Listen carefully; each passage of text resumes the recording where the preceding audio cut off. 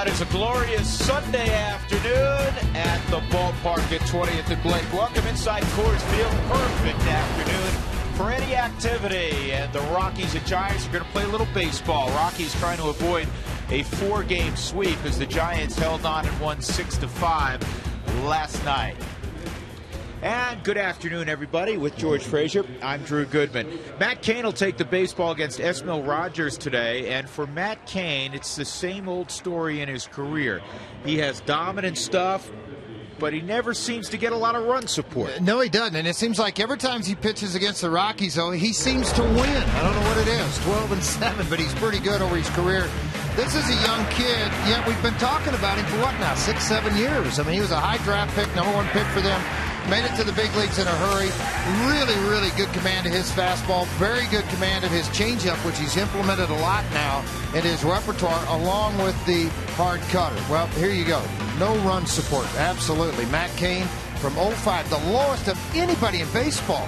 Look at some of these names on here, yet he's the guy that doesn't get the run scored for him. I know you'll agree with this. I would take him at the front of my rotation any day of the week, because right now he's second in baseball to Justin Verlander in quality starts this year. So Matt Cain is a very tough man to beat, especially if you give him a few runs. When we come back, we'll talk about Jordan Pacheco. Talk about a young man who's off to a flying start.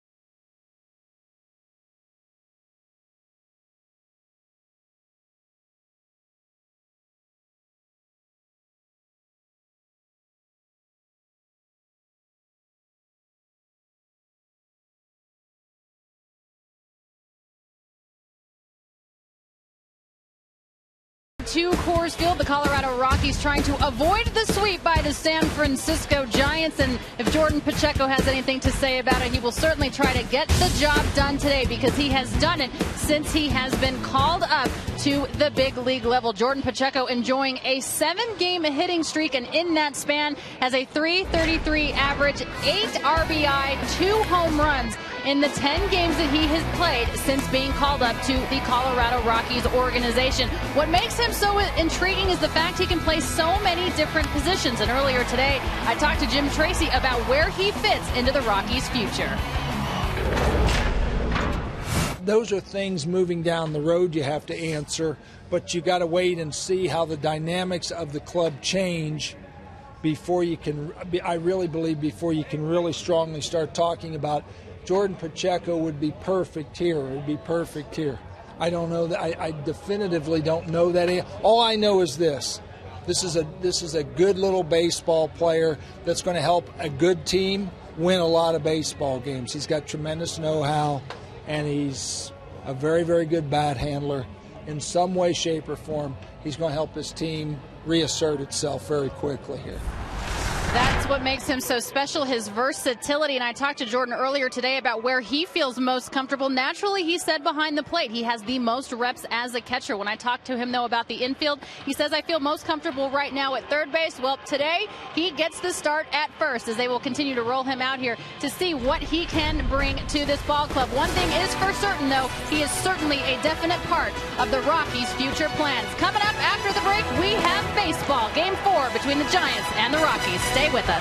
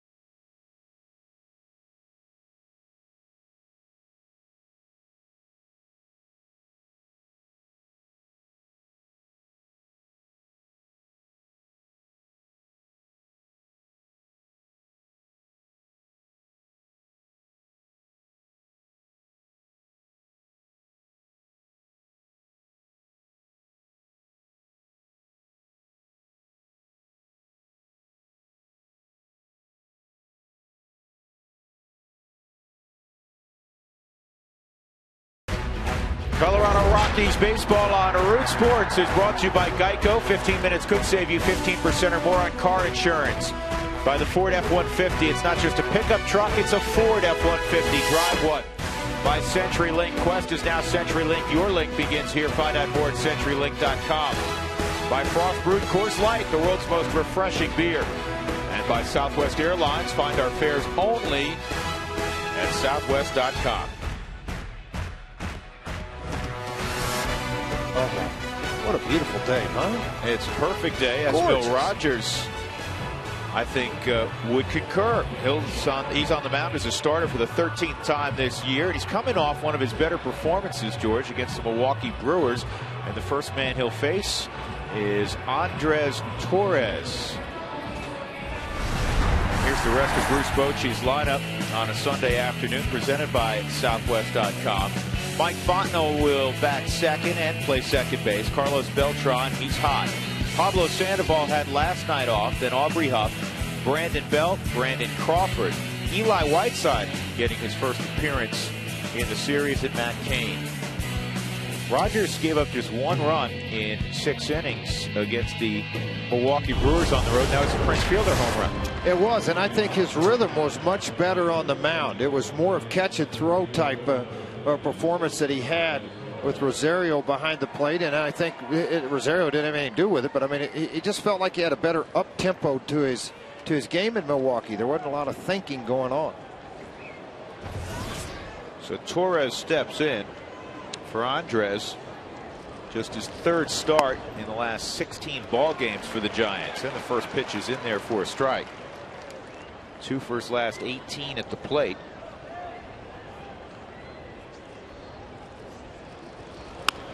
And he turns on that, rifles it foul past Roberto Kelly.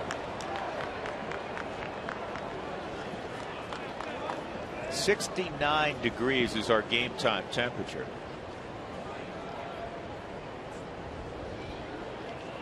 Chris Iannetta doing the catching. He's set up off the outside corner, and the fastball is off the plate. Torres would not chase. It is 1-2. So the Giants have won 7 straight, which matches their longest winning streak of the year. Did that back in the latter part of June. And they're scoreboard watching again. They are 5 back with 10 to play. You never know. Now, 5 back is exactly right, and you got to deal with the wild card of where they are with the Atlanta Braves. Same number over there also, as they trail Atlanta by, St. Louis 4.5, San Francisco 5. So there is some scoreboard watching. You know, realistically, Drew, a while back, I think the only scoreboard you watched was maybe the American League West. You know, where you had the Angels and the Rangers battling it out. Now all of a sudden, there's some other teams getting into the mix. Tampa. And Texas, by the way, has opened up a 4.5 game lead on the Angels.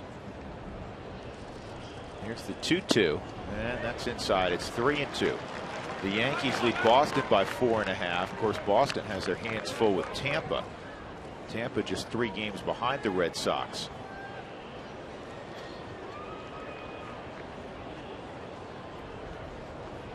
And Tampa's leading, George, in the 5th inning. That's ball 4. 5th inning, 4-2 at Fenway. They hold on. It'll be a 2-game lead. They'll have taken 3 or 4 in Boston. Wigginton is in left field. Eric Young in center, giving Dexter Fowler some time off. Seth Smith is in right field. Kuzminoff at third. Now, originally, Hector Gomez was starting at shortstop, but his back was bothering him. So Tommy Field moves from second to short because Tommy was going to start at second, and Chris Nelson was the late addition. Well, I guess Hector's got to be really hurting. You're talking about second day in the big leagues, chance to start a ball game. You know, with broken legs, he'd try to be out there. And that pitch is high and away, ball 1. That's 0-2 count to Torres. You end up walking him, and then the pattern continues with Mike Fontenot, who's hitting .220 this year. And he's another guy that's not getting a lot of run right now, to steal a basketball phrase. This is just his 2nd start in the month of September, and it's September 18th. Torres with 17 bags. He leads the Giants in that department, and he got a huge jump. And this ball's crushed. Well, Fontenot just hit one off the facade of the second deck, and just like that, it is 2-0. 4th home run of the year from Mike Fontenot. And the woes at Coors Field for Esmil Rogers continue. Home earned run average of 9.86 over 21 innings. He's given up 6 home runs now. 13 walks in those 21 innings. Fell behind with a fastball, came back with a fastball, but center cut.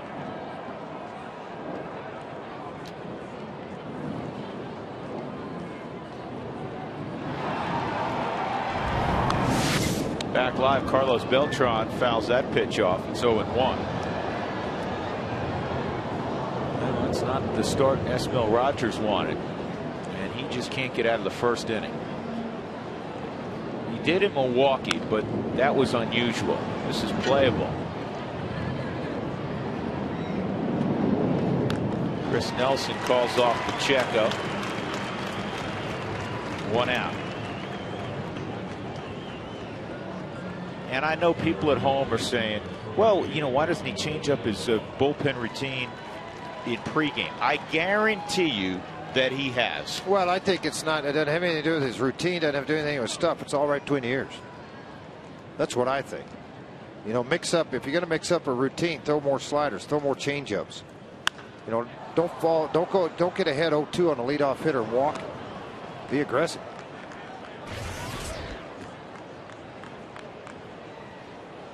Sandoval made a little history a couple of days ago with the cycle, all against Jhoulys Chacín.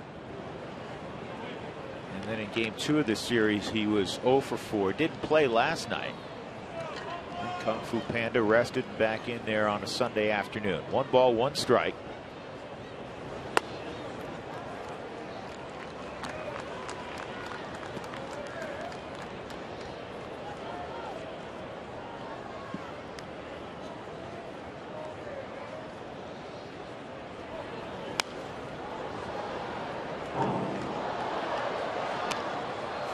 Boy, that hit one of the girders supporting the third deck, and it sounded like the Gong Show to me. You know what it sounded like? It sounded like when Trevor Hoffman used to come in from the bullpen in San Diego. Yeah, that was fun. Hell's Bells from AC/DC. You know, I went back to do the high school All-American game, and this year it's the perfect game versus the Affleck game. And Trevor was the guest speaker and host for everything. And I said, so when you get out of bed now to take the boys to school, do they like play Hell's Bells? So when you come out of and he goes, no. My wife and I told her, I don't want to hear the song again. I've heard it 600 million times. I'm out.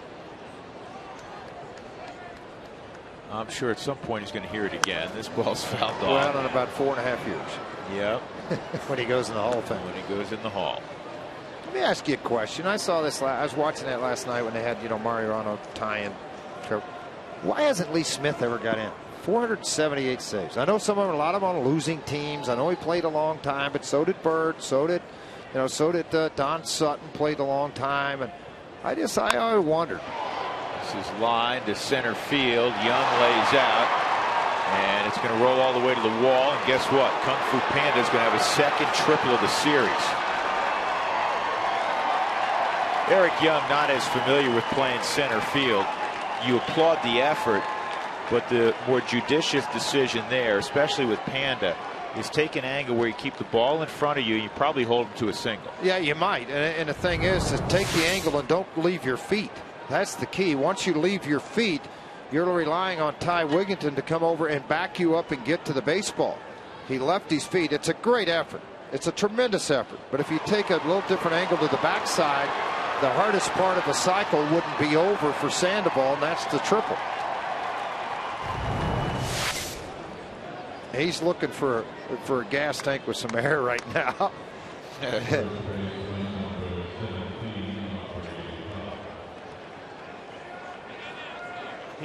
His helmet reminds me of Biggio's helmet. Remember, yeah, with all the stuff with all over the pine tar. Yeah. It was April 2nd, and you couldn't read the Houston Astros logo. Rockies are going to pull the infield in, already down 2-0. Kind of playing halfway with Huff at the plate, and the heater's outside. 2-0. Sandoval at third base.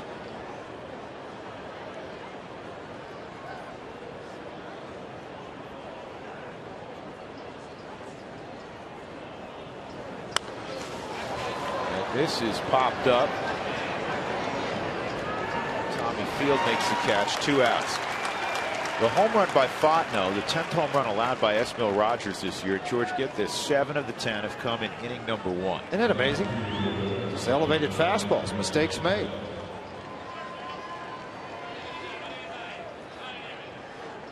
Not out of the woods yet, speaking of the long ball, because here comes Brandon Belt.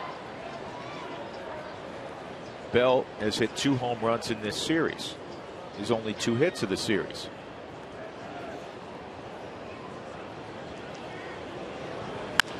And a ground ball toward the hole. Nice play by Chris Nelson to save another run. So Nelson with the bad heel steals a hit from Bell. 2-run home run. Mike Fontenot. Giants off early.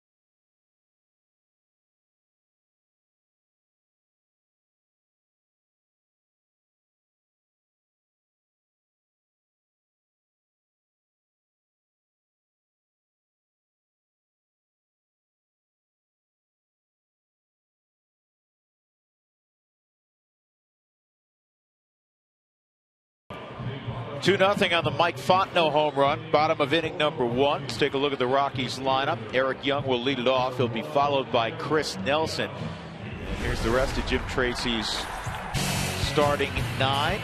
Presented by Southwest.com. Jordan Pacheco for the 3rd time will bat 3rd. Seth Smith will bat cleanup. Kuzminoff in the 5-hole. Ty Wigginton, Chris Iannetta, Tommy Field, and then the pitcher Rogers to face Matt Cain, the Tennessee native. 11-10 this year. But look at the ERA. Yeah, but you know what? Here's the thing. Takes the baseball. 31 starts, make the 32nd start of the year. Look at these innings. 208, 209 and a third. He's a horse. He doesn't walk people, strikes out people. He's going to pound the strike zone, and he's going to, as you said, George, take the baseball every 5th day. Last year. How old is he now? Well, he's a lot older than you think he is, George. He will be 27 on October 1st. Yeah, that's something. Well, let me go over his career. Born in Alabama, I should say, but he grew up in Tennessee. 2-0 on Eric Young. That's a strike. 2-1. Last year he threw 223 and a third. The year before, 217 and 2/3. The year before that, 217 and 2/3. The year before that, 200. First full season in the big leagues, he threw 190 plus. Well, Drew, go back now and look at his postseason last year. Wow. Look what he did. One earned run. No earned runs in like 20-something innings. No, he didn't give up an earned run. So really, he threw 250 almost 250 innings a year ago. That's fouled off. Against Atlanta, he went 6 2/3, allowed an unearned run in that one ball game he pitched. In the NLCS, he went 7 innings and threw a shutout for 7 innings, allowed 2 hits against the Phils. And then against Texas in the World Series,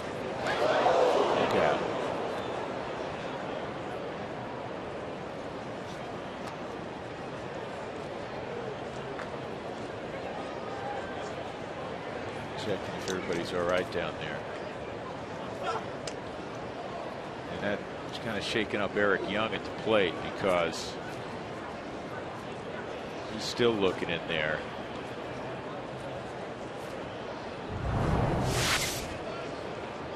A late swing on the ball, but anytime a ball goes in the stands, it really affects. Yeah, you can see EY. I mean, he didn't walk across the plate and looked up there. I think it may have grazed the young lady. Yeah, we give him thumbs up. That's great. Yep. Oh, it's a little baby. Wow. Oh, wow. My goodness. Thank God.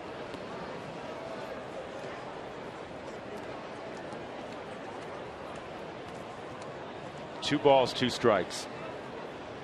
Well, we always say this, and we're not here to pontificate, but if you have small children, get higher behind the screen. Get out of harm's way. I mean, I can't put it any simpler than that. It's just impossible, especially with little ones, to focus on every pitch for 9 innings, and all you need is that one pitch that you're not paying attention. I mean, I know with Chris and my boys now, you know, they're old enough, but we never sat down close. We sat back where there's no way you could have a line drive, you know, be in that area. It's just not worth it. I mean, those are great seats, and there's a ton of great seats at Coors Field. 3-2 is the count. Thank goodness everybody's okay. Ball 4. EY draws a walk. That'll bring up Chris Nelson. Just to finish on Matt Cain. In the World Series, George, he threw another stellar ball game. Went 7 2/3, did not allow a run, only 4 hits. So in the postseason, he went 21 1/3, and he allowed 13 hits, no runs, no earned runs. It's pretty special. There's no question about it.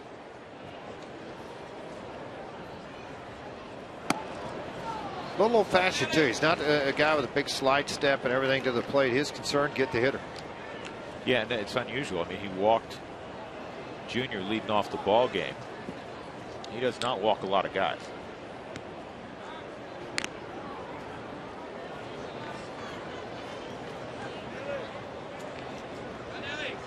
One of the big things that scouts will look at, and it's all a projection, and then moving on to general managers when you were praising. There goes EY, huge jump. Got a breaking ball to run on. That's an easy bag for Junior. 22 now. Yeah, 22nd. He's been caught only 3 times. But you're going to look at the stuff a pitcher has, George, and you're going to look at their durability. And in the case of Matt Cain, his durability's off the charts. Well, there's no question. I mean, he never been on a DL to my knowledge. He's a guy that, as you mentioned, what's he thrown close to 1,000 innings in the last 5 years. Yeah, more than that. Blocked by Whiteside. 1 and 2. First round pick. 25th overall back in 2002.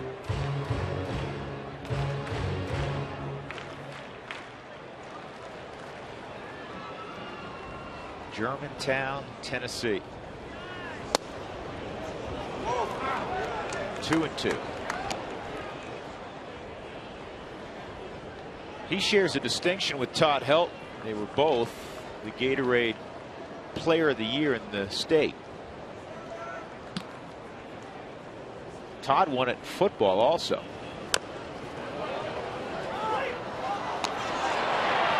You know what? I think EY would have been.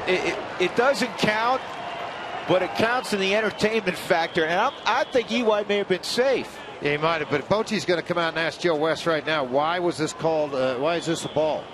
And did it bounce out into fair territory?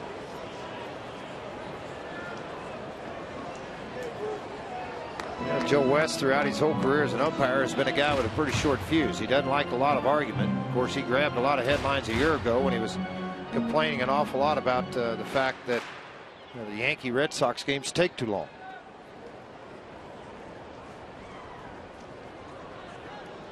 Another 2-2. And another job well done by Nelson to keep the at bat alive. Now here's EY. This doesn't count, but watch his slide, and then he hops. I thought he hopped over the glove. Let's see if he avoided the tag.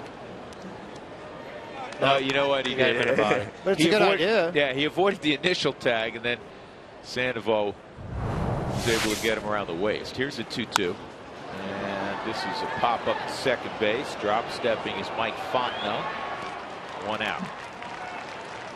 Take a look at the gloves for San Francisco. In the outfield, Brandon Belt in left, Torres in center, Carlos Beltran, the former center fielders in right. Sandoval at third, Brandon Crawford, good glove at short, Fontenot at second. Aubrey Huff has made just 5 errors at first base this year. And Eli Whiteside, who was the backup the last couple of years to Buster Posey. But as we all know, Buster's been down with an ankle injury for a while. We're waiting for Pablo Sandoval to deliver glasses to Andres Torres. Are they different glasses, or he's getting them for the first time? Hey, Andres, I don't know if you noticed, my friend, but there ain't a cloud in the sky, and there hasn't been all day. Yeah, well.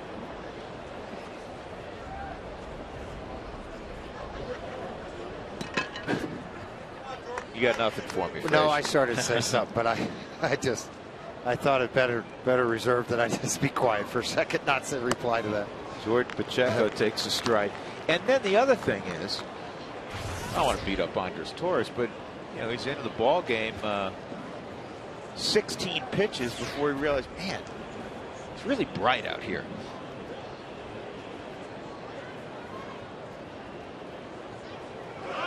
EY takes off, and Whiteside is going to gun him down. But no, you know what? The ball brushed Pacheco. So EY is going to go back to second, and Pacheco to first. He was hit by the pitch.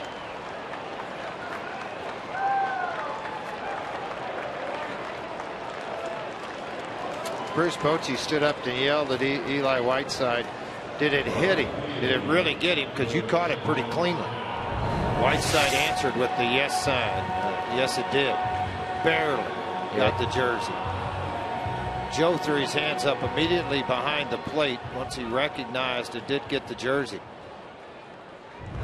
Yeah, and that replay, you could tell, no question about it. So now the Rockies have 2 aboard for Seth Smith. And Smitty pulls it down the line. Huff keeps it in the infield and gets the out. Second and third, 2 gone. Smith now 1 for 23 lifetime against Matt Cain. Hit the ball hard. You're hoping maybe this ball to get by Huff down the right field line for a double. Then you at least get one out of the deal. He just knocked it down, got to the feet, and got Smitty. I'll bring up Kevin Kuzminoff. Nobody has good numbers against Matt Cain. It's not a surprise. There's not too many people who feasted on Matt Cain. And even some guys that aren't available, namely Helton, Gonzalez, and Tulowitzki, the only one of those three that have handled Cain is Tulowitzki. He has a .340 average with 4 home runs against him. Todd Helton, 208. Carlos Gonzalez, 148. Chris Iannetta has had a modicum of success. In 18 at bats, he has 5 hits against. 16 at bats, he has 5 hits against him and a home run. Kuzminoff 4 for 28, ahead in the count, 2-0. Yeah, the one guy that's just kind of tore him up, that's been Tulowitzki, 340, the 4 home runs. Iannetta walked 5 times also against Mr. Cain.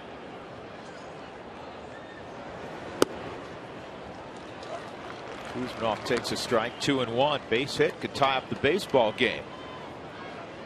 Eric Young at third. Jordan Pacheco at second.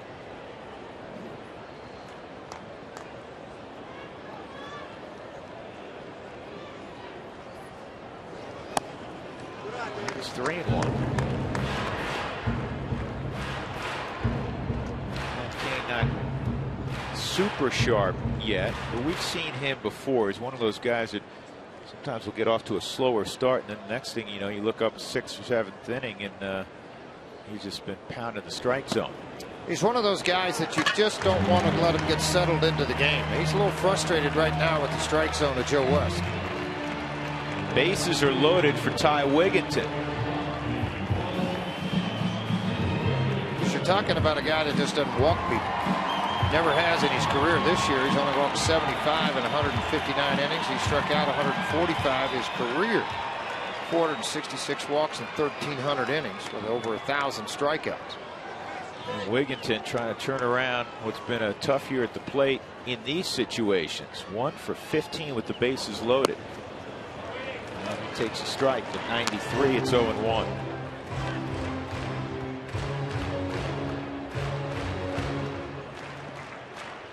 It's an outstanding strikeout to walk ratio, better than 3-1. Bases full of Rockies. The 0-1. It is 1-1. Eli Whiteside had to catch it a couple times. High heater, looking for the ball down and away, was able to reach up and just basically bat this thing down the best he could with a runner at third base, and then just keep everything out in front of him. Did a pretty good job of that.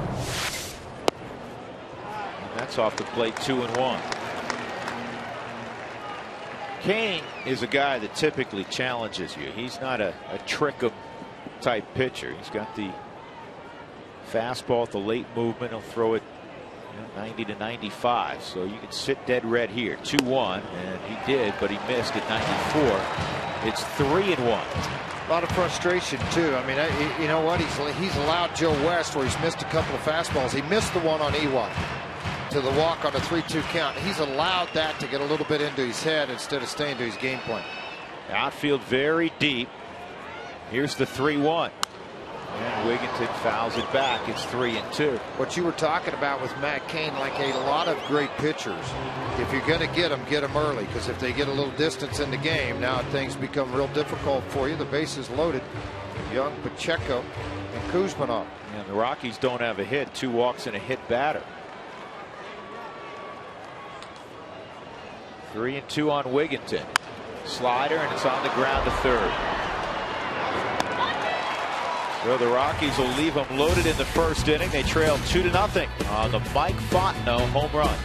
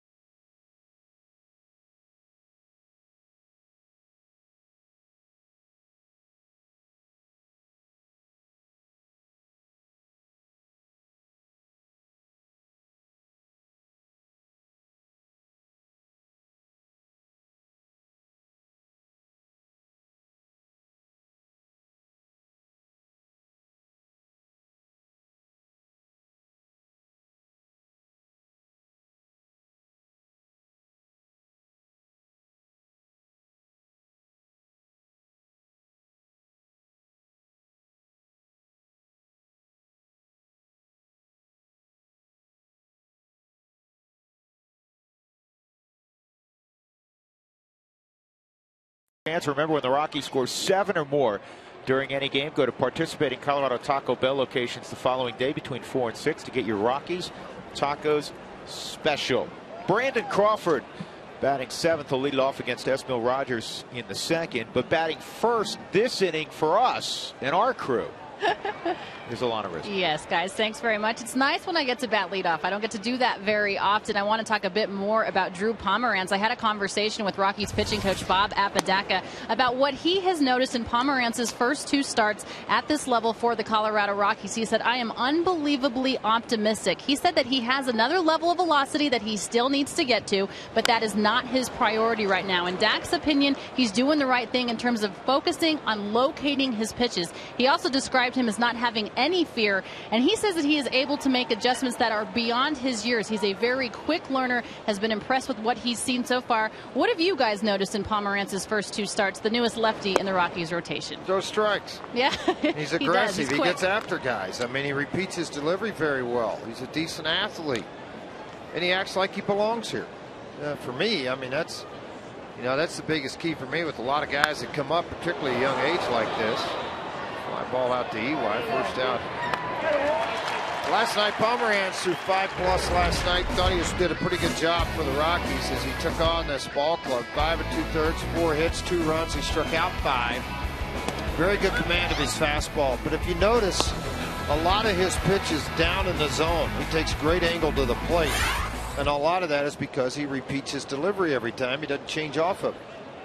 I chatted with him as well this morning, and he's a supremely confident kid. He hasn't thrown a lot the last 6 weeks, and he's not a guy, we talk so much about velocity, he's not concerned about that.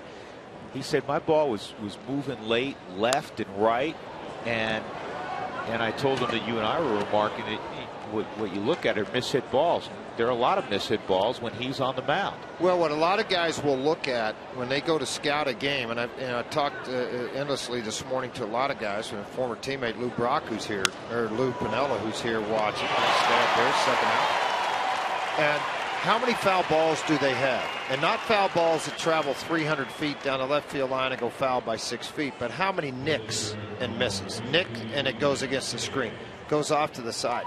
If they get in a game, they'll keep track of that.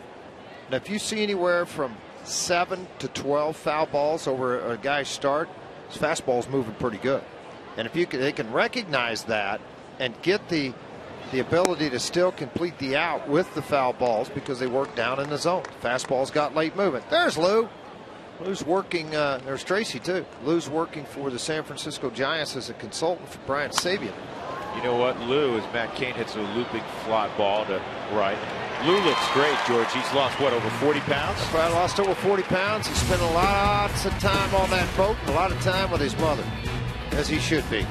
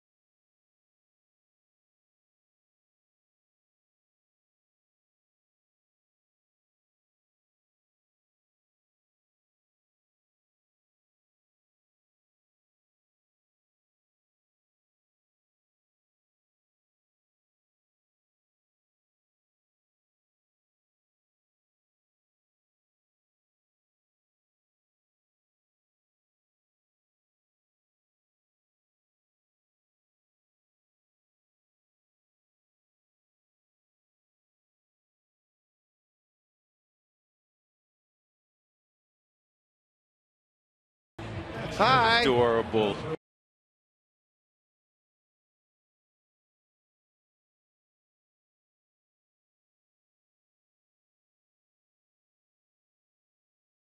Line has always been attributed to Yogi Berra, and we want to set the record straight today. And other baseball historians realize this, but nobody has gone to the lengths that we're going to go to correct this. Baseball is 90% mental, the other half is physical. Was actually originally uttered by my partner, George Frazier. It was?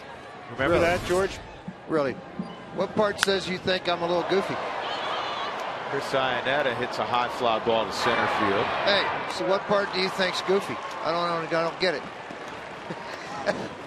Yeah, actually, he's done ball games just like that before. You know what? A true story about the reverse mic thing. I'll never forget this, and I'm going to kind of blow up Wayne Hagen here. But they're trailing, and it's like 1998. It's my first month here, and I go, hey, it's time for rally headsets. So I turn it around. They score 7 and win. So I walk out of the booth, and Hagen goes, boy, you better be really lucky that worked. You know, they'd have really got you in the papers. And I'm like, really? Really? Have a little fun while you're doing your job. Come on. Holy cow. We're not doing the 6 and 10 news, are we, Sam? I know I'm not. You're shooting. Just kidding, Sam. Having you behind the anchor desk at 5 and 10 would be interesting. Tommy Field with a 2-strike count. Yeah, probably would be. I wouldn't be very good at that. I could do weather, though. You could do weather. Well, clear over there, raining. Wherever you see green and red, it's not good. You'd be like George Carlin, the hippy-dippy weatherman. That's right. Exactly. Tommy Field's gone as Matt Cain gets his first strikeout of the ball game. That'll bring up Esmil Rogers. What do you want to do on Toyota Talk today? Because it's coming up in the 6th inning. It is coming up, George. It says it right there. Yeah. On your iPad. See it right there. See it? I got it. Read it. I'm going to read it right now. Text Toyota, followed by a space, and then your comments and questions to 720-720. Galen, how am I doing? I'm doing okay? Is that what? Am I saying everything you wanted to say? Read it. I stayed up and watched a quarter and a half of the Tulsa Okie State game. 3:45 a.m. it ended. Are you kidding me? Yeah, it was 4. If you were back east, it was 4:45 in the morning. Hey, well, we weren't back east. We weren't. But I want to tell you this, and Brian Jones, who does a great job, is the Rockies video coordinator. And he sat in the office and watched the whole thing. Well, Jonesy watched the whole game, obviously. He's an Oklahoma State alum, huge Cowboy fan. And I told him this morning, because I almost texted him last night. I said, listen, it would have required me to get off my couch and walk 20 feet to my phone, so that wasn't happening. It was too late. But Oklahoma State is really, really talented on Blackman offense. and Wheaton. You got to remember something about Wheaton. You see him throw those outs. You see some stuff across the middle. There's a little zip on there. He was minor league 2nd-round pick. Pitcher. Who's the other wideout? He's pretty good, too. Blackman's great. Tracy Moore's another guy that's a wideout. His father played in the NBA. Tracy Moore played for the Dallas Mavericks. Was a hooper. And his son's a wide receiver that went to Union, was All-State, and he ended up at Oklahoma State. I know, folks, we just want to finish this thought also. J.C. Watts, who is a great, obviously a representative. His son's playing for TU. Yep, starting running back for TU. Gained 100 yards against his dad's former Sooners when they played Oklahoma. Esmil Rogers hits it in the air to right field. That's a quick inning for the Rockies. We'll go to the 3rd. The Giants 2 and the Rockies nothing.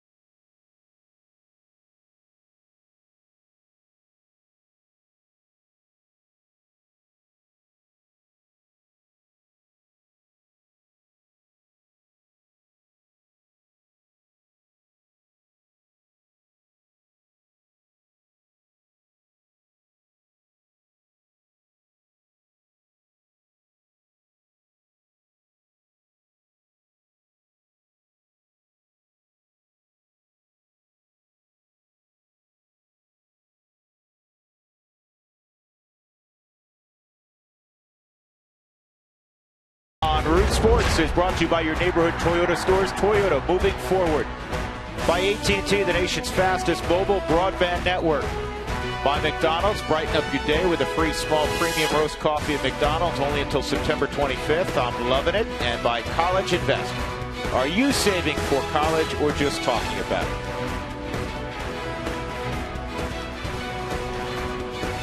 Cloudless day in our gorgeous state. Noticed in the high country, the real high country, up above 11, 12,000 feet, see snow.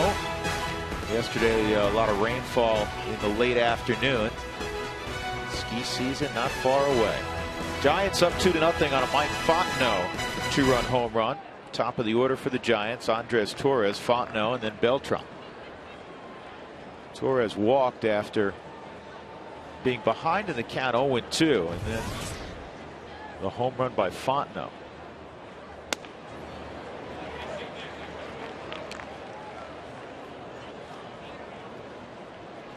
Well, if you're Esmil Rogers, you can't undo what has already transpired. So you know what? You look at your performance from here on forward, pitch by pitch, and try to hold the Giants to exactly where they are. It drives you crazy when you get up at the end of the game and you go, well, hey, he pitched a really good ball game and he gave up 2 runs or 4 innings plus or whatever, and the pitch count was a little bit higher than what it should have been. But I think there's so much talent there. And you know what? When you're giving up runs in the first inning of work, and I've heard this from people, well, maybe he should be a reliever. Well, how do you run him in a game if the habit is to give up runs in the first inning? You can't do that. And the other thing that's key coming out of a bullpen, you got to throw strikes. Because typically you're coming in with a mess on the bases. You can't afford to walk people or fall behind.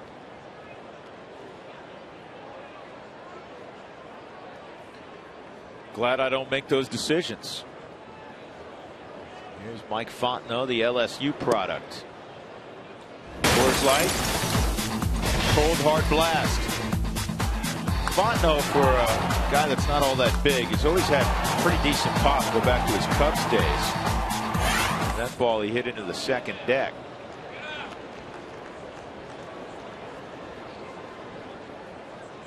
Fontenot, Brad Hopp, Ryan Theriot, the nucleus of the 2000 national champions at LSU. It's 2000, right? Almost positive it was 2000. It was a long time ago. Not that long ago. 11 years ago.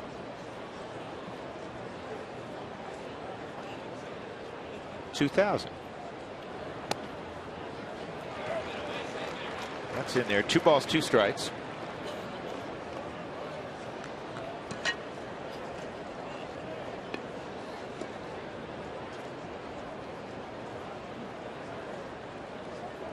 This is Esmil's 4th start against the Giants in his career. He's got a .969 ERA against San Francisco, 0-2.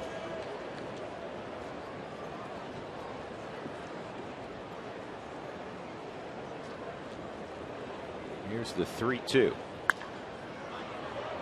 Are you going to get a haircut for the last road trip? Yeah. Why is that? Is Gabe or Zach doing it? Neither. Why not? They have not demonstrated they'll be fine. They are capable yet. They'll do fine. I'm trying to get them to get their own breakfast. Well, they're not supposed to do that. That's part of parenting. You got to get them breakfast, like bacon and eggs, and waffles and Pepsi, Coca-Colas, all those things. No? Probably not your house? Probably not. Here's the 3-2 on Fontenot, and he fouls that pitch off. Extra syrup. Be at Coors Field for the final 3 home games of the season. The Padres will come into town. There's going to be tons of fan giveaways. You're going to make sure you're here. One of them was given away today. There's some box seats given up out here on the Wells Fargo level, which is pretty cool. That was given away today. You're going to get a spring training tip, season tickets, and autographed items, and a whole lot more. So make sure you're here for those last 3 games against the Padres, Monday, Tuesday, and Wednesday. Kuzmanov's not going to have a play.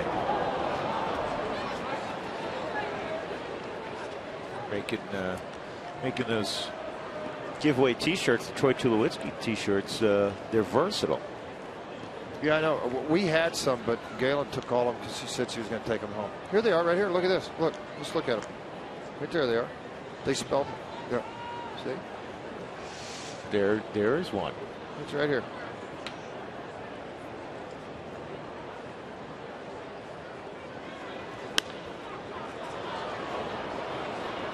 Ty Wigginton out in left field makes the catch.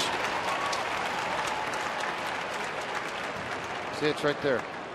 Yeah, you're doing a nice job modeling that. Turn this around this way. Yeah. See, like this. You got the number 2 right over there. See that? You turn around this way.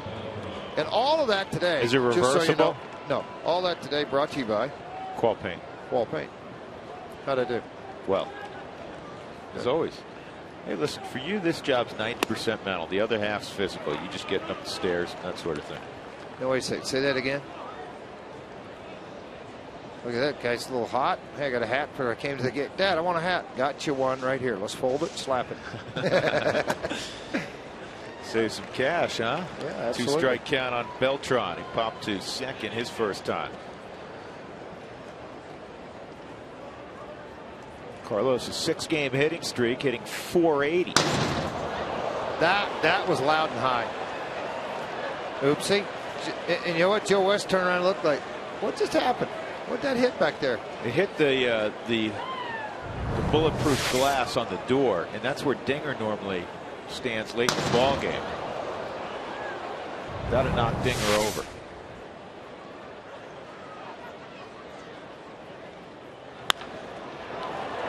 Line drive at Smith. Nice catch by Seth. And that's 8 in a row now. Set down by Esmil Rogers. Rockies trailing 2-0.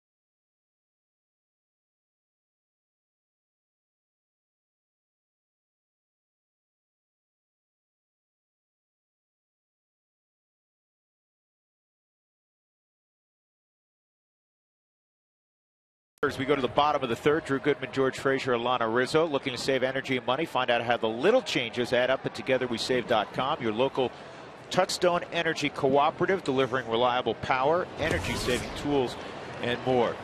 Junior swings through that pitch. It's 0-1. He drew a walk in the first inning. Rockies loaded the bases. A couple walks and a hit batter against Matt Cain in the first, but Ty Wigginton grounded to third.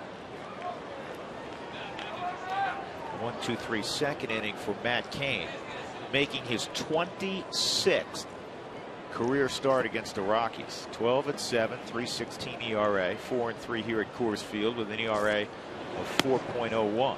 Seemed like every time you turn around when he has a young career, you'd end up in Frisco. He was always pitching against you. I want to say one year he had 6 starts against the Rockies. You know, the other guy that always dominated, he's not in the league anymore. He's over in the American League. Is Brad Penny. Won a lot of games. Randy Johnson, I think, has the most career wins versus the Rockies. There was one year Penny had 6 starts against the Rockies also, and he just did not give the Rockies a glimmer of hope. 3-2.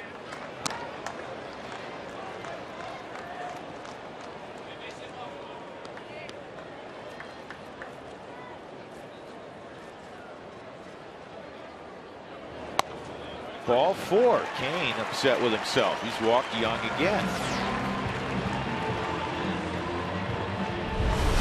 3 walks. Here's a McDonald's Big Mac smack. Carlos Gonzalez in Milwaukee nearly hit it out of the ballpark. It's our Big Mac smack of the week. Be sure to text McD to get a free Egg McMuffin or Big Mac with the purchase of any drink. 1 per person, valid tomorrow only at participating Northern Colorado, Nebraska, and Wyoming McDonald's.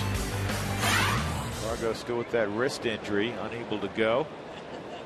Tulowitzki told me earlier he's feeling much better. He had a fairly extensive workout today on that hip.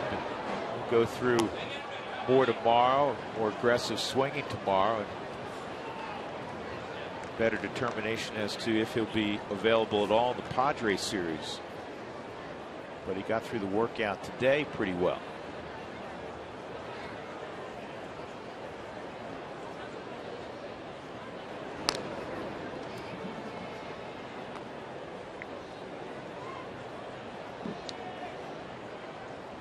UI stole his 23rd base in the first inning.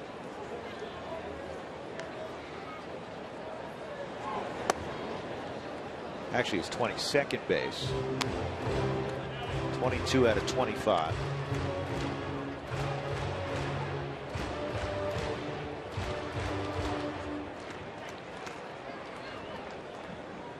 Look at that hairdo. That's the way you and I used to do it in college. I don't remember that. I got pictures. That's going to find its way through the left side. Chris Nelson with a base hit and 2 on, nobody out for Jordan Pacheco. Men on base again. Pacheco already with 8 RBIs in this very short look-see that he's been able to get. High chopper. Second hop typically will gain momentum. That's why it's shot between the two into the outfield. You know, ordinarily you don't think this with your 3-hole hitter. Jim Tracy has to be a little more creative, and Jim likes the running game, likes putting on plays at certain times. But obviously without Cargo, Tulo, and Helton, you could see if the count is right, a hit and run here. Absolutely. Well, you got a guy that can really handle the bat at the plate, and typically will stay up the middle to the right side versus when he's facing hard throwers. You have the right combo. Guy who handles the bat, 2 guys who run well on the bases. Nice and slowly hit the first, going to kind of work as a sacrifice. And the check swing, Pacheco moves along Young and Nelson. That'll bring up Seth Smith, who grounded to first his first time up.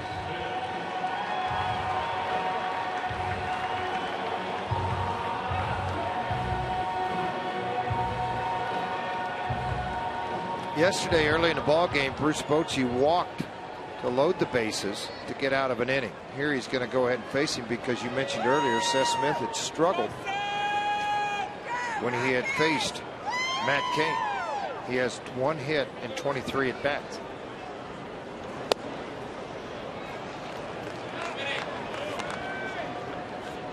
Cain's already thrown 51 pitches. He's in the bottom of the 3rd inning with just 1 out. Pitch count typically not a big deal for him.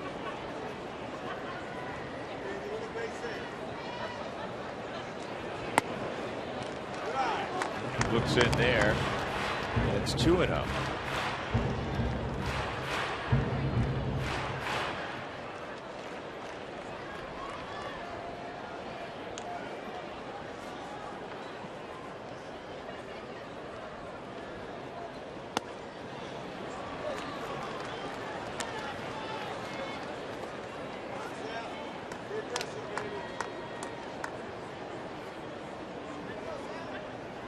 Talk about pitch count. Matt Cain's typically out there for about 110 pitches. 2-2.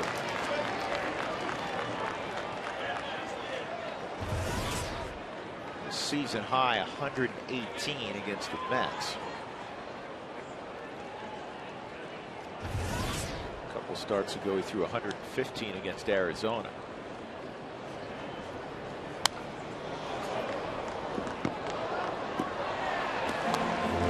baseball flew and hit your windshield, you'd have a problem. Call Safe Flight Auto Glass at 303-287-5000 or go to safelight.com. So it was always a dilemma for George when he was going to the kids' games. Do I park up close and have a short walk, or do I risk, there's a fly ball to center field. It'll be handled by Belt, and Young Taggart's going to score. 2-1.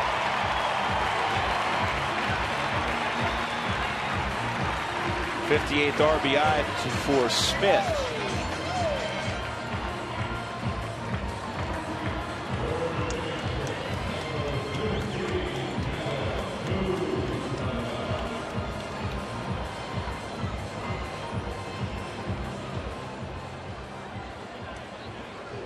You ever have a windshield broken at a ball game? I lost count. What do you mean ball game? How about just around the house?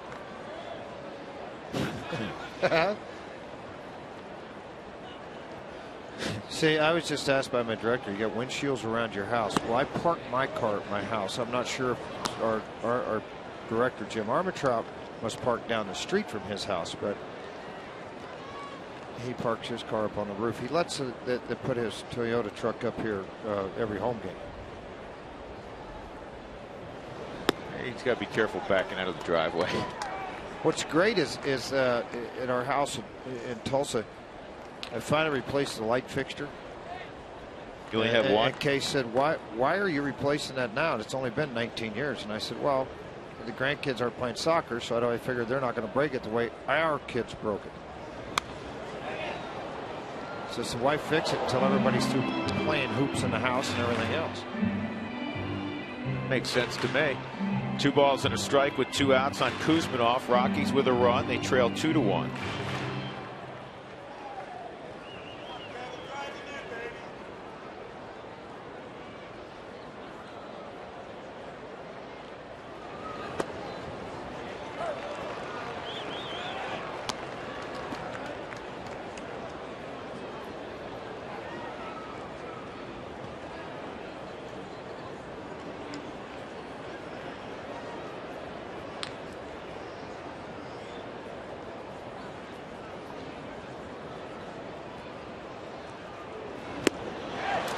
On and missed.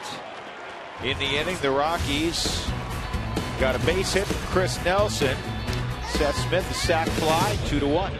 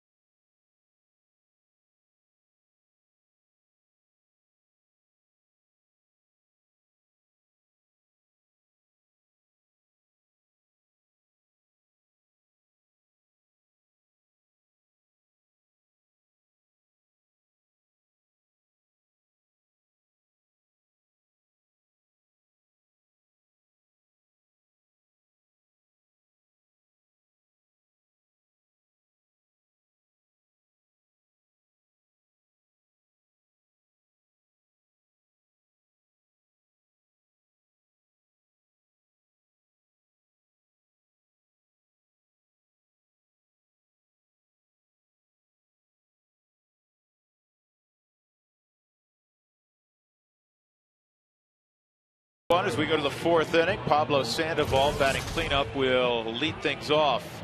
Time for our AT&T trivia question. With the New York Yankees logo as a backdrop, Trevor Hoffman owns sole possession of the career saves record for 4 years and 357 days until Mariano Rivera tied him yesterday. Which 3 pitchers held that record longer?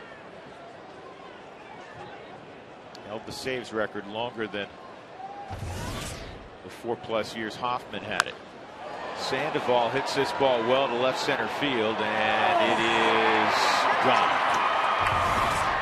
Pablo Sandoval with his 21st of the year. The Giants get that run right back. It's 3-1. You want to talk about strong.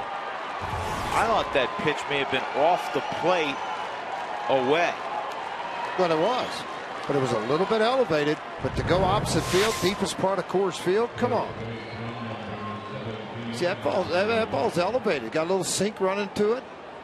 It was off the plate. And it was a curveball, 81 miles an hour. So it was his power that generated this. That's even more impressive.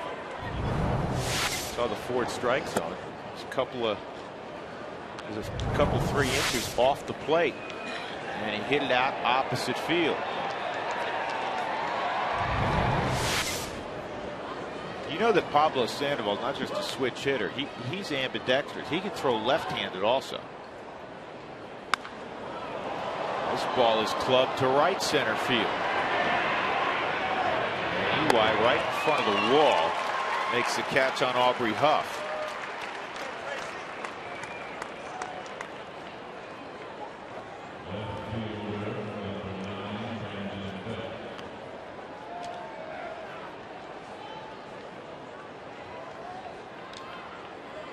Brandon Belt robbed of an RBI single in the first inning on a nice play by Chris Nelson in the hole.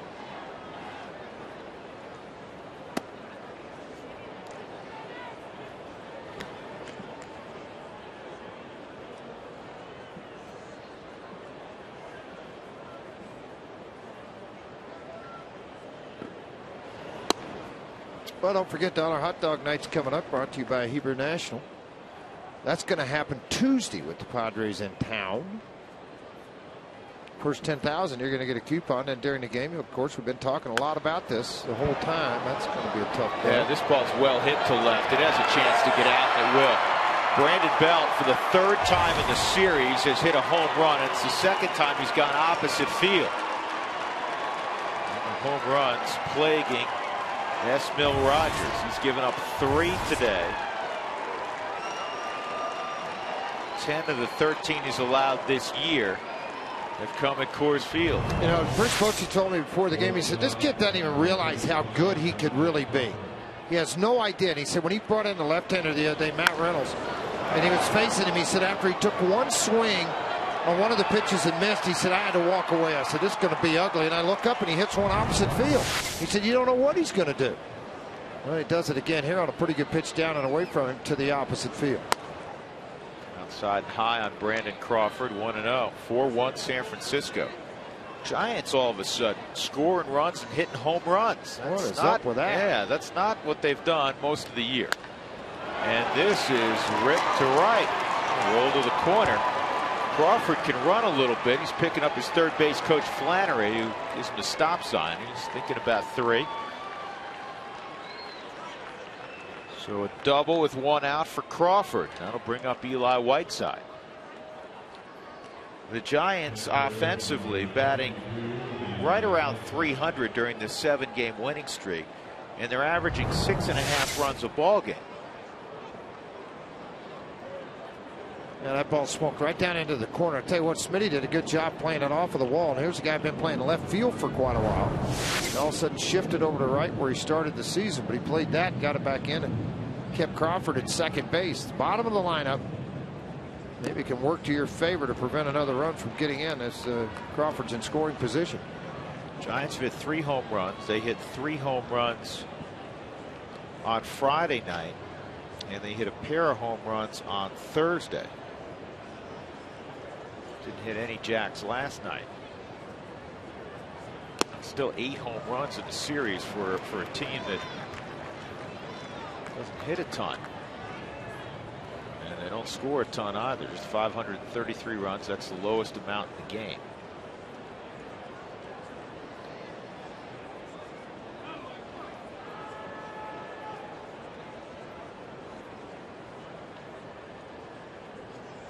Arizona just underway at Petco, and they're looking up there and they're saying, oh man, the Giants are winning again.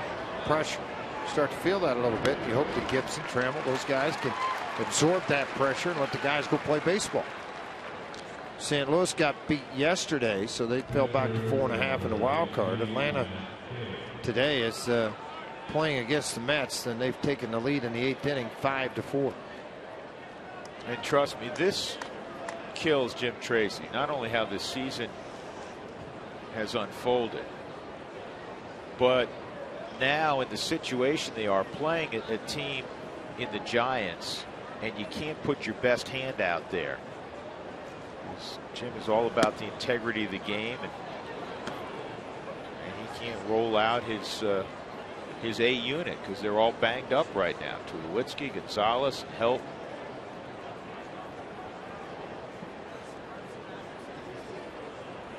And you know you want to do it against the Giants. Last year's flat back and forth. This ball's tatered to center field, and this one's gone.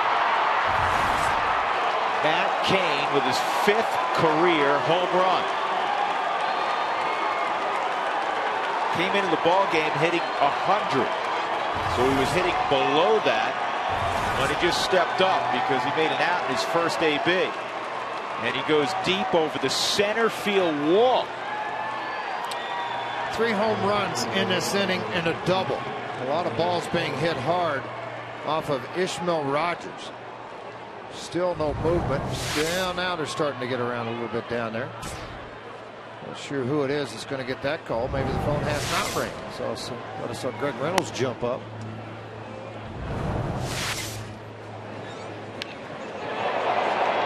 Well, he's always been a guy. Drew mentioned 5th career home run. He can swing the bat a little bit. He's never hit for much average. I mean, his career average is a little above 100, but good athlete. Strong guy, so when he does connect, he has a chance to go deep. And that ball, I mean, that was crushed. It's a 425, 430 foot home run straight away. And it's 3-0 on Andres Torres. It's a hard game, and you know it's very difficult right now for Ishmael Rogers, who's been given a tremendous opportunity here in the second half of the season. Initially he was in the rotation this year. Pitched a great game at Pittsburgh. Well, there's the Giant bullpen. They've gone down and tried to get the ball. The trouble is, if they took batting practice today and Raz hadn't cleaned the pond yet, there's going to be a lot of guys. And he got a ball. You just don't know if it's the right one. To finish the thought, though, on Ishmael Rogers, he's waiting on Robert Apodaca to get out there, but he's had this great opportunity, George, and to be fair, he has not done anything to suggest that, you know, next year, hey, he deserves a shot in spring training. Well, he's got a great arm. You got to find a place for him, but he's pitched poorly. I'm not being cruel when I say this. You have not gotten your spot solidified, starting or bullpen, in my opinion, for next year. You've got to come in and do some things differently to get people out. It's great you got a great arm. It's great that you're able to do certain things. But you know what? You got to pitch better. You just got to do a better job of it to make Dan O'Dowd and Jim Tracy go, this guy's on my ball club. That's just the ugly facts of life there. And he's got an ERA over 6 and an ERA over 10 at Coors Field. But I'll tell you what, the game's kind of gone this year. I had a guy say to me, you know, and I'm not going to mention any names, but he says, this guy so-and-so had a pretty good year this year. And I said, really? He said, yeah. And I said, he got 100 pitches, he got 100 innings in, he didn't get hurt. You know, he's had some arm injuries, didn't get hurt. Yep. That caught Fontenot. He'll go to first. Yeah, now you're just forcing the hand of Jim Tracy if you get somebody. But anyway, to finish that up, and this is where the game's turned a little bit for me, and I was just like dumbfounded that he would say something, Greg Reynolds, that he would say something. He goes, well, yeah, he had a pretty good year. 3-9 with a 6 ERA, and I said, I hate to tell you this, but you know, when I was playing, if you're 3-9 with a 6 ERA in July, you got released right off of the shoulder area, and it's not where Iannetta was set up at all. You can see him totally spin around on it. Yeah, and it got Chris also, as Chris Iannetta, and it missed the chest protector. Carlos Beltran, 9th man to come up here in what has been a very difficult 4th inning. 3 home runs, 4 runs in.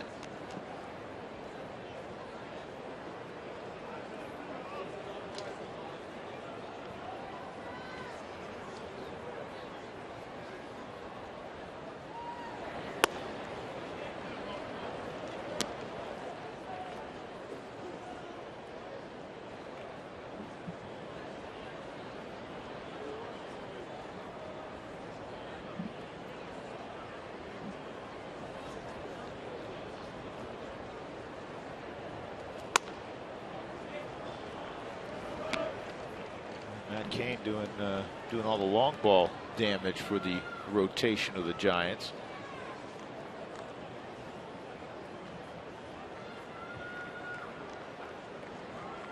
It's not where you want to be. 2 on base, 2-0 count against Carlos Beltran, who ripped a line drive to right his last time up, caught by Smith.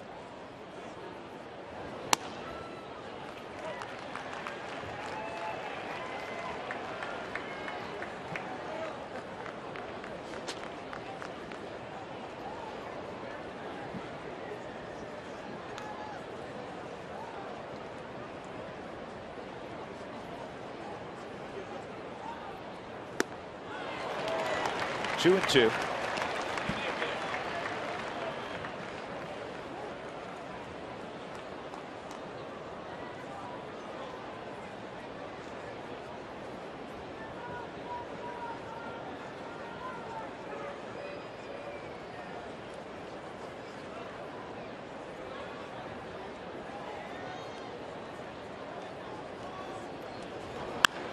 And a base hit to left. Around third is Torres. He'll score the 7th run for the Giants. 7-game hitting streak for Beltran. He has his 82nd RBI. Greg Reynolds can't get ready fast enough down in the Rockies bullpen. Man, that's what Jim Tracy just did. He just, he didn't want Ismael Rogers to get embarrassed by any means. So he's waiting for the word from Apodaca. He finally gets it, and Tracy will go get him. Be a short outing for Rogers. He goes 3 1/3. Gives up 3 home runs in the inning. 4 in the 3 1/3 innings. 7 hits overall. 7-1 the score.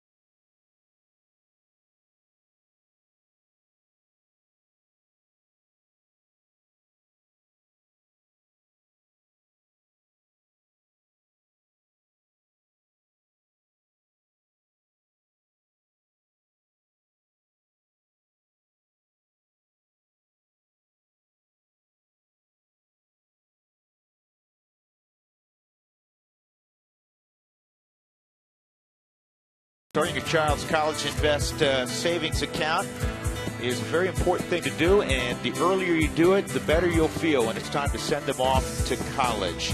It only takes 10 minutes to get started at collegeinvest.org. We suggest you do that.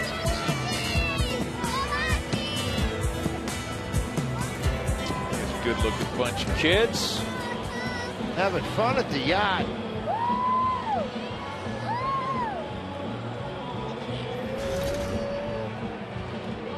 Not having fun at the yard today, Esmil Rogers. Nope, he's not. Hadn't had for a while. I mean, that one game over in Milwaukee was pretty decent, but other than that, not much fun for him at all. And Rogers, Reynolds is going to have to come in here and try to bail him out of it, making him his 11th appearance.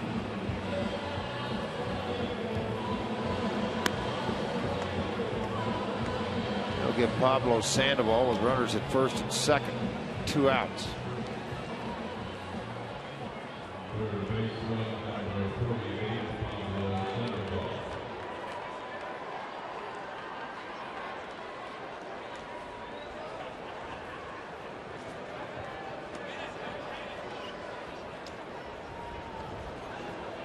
So the Stanford product, Greg Reynolds, with 1 out, 2 on, 5 already in the inning for San Francisco. Excuse me, 2 outs.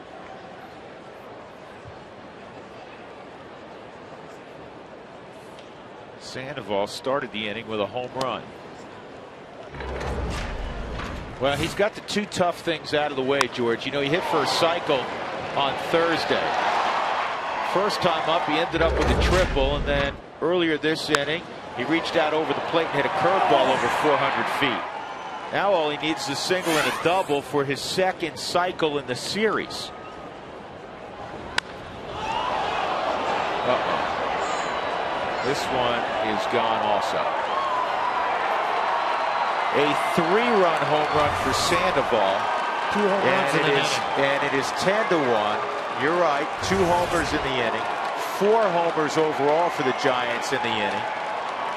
And this has turned this flat out embarrassing this entire weekend for the Rockies against the Giants. There's no other way to describe it.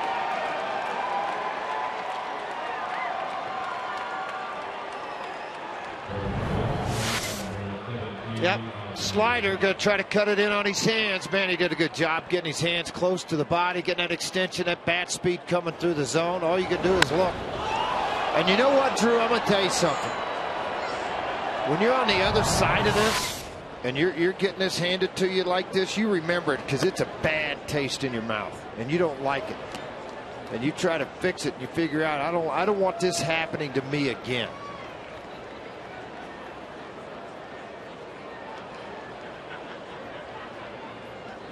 Four RBI inning for Sandoval. Solo home run, 3-run home run. And Aubrey Huff, who's produced one of the 2 outs in this inning, if you recall, he hit the ball 400 feet. And Eric Young was basically leaning against the wall to make the catch. This is a base hit. This is more offense than the Giants had in the month of May. Bochy's like, timeout, timeout, take the bats away. Let's save some of this for the Dodgers and then on over to Arizona.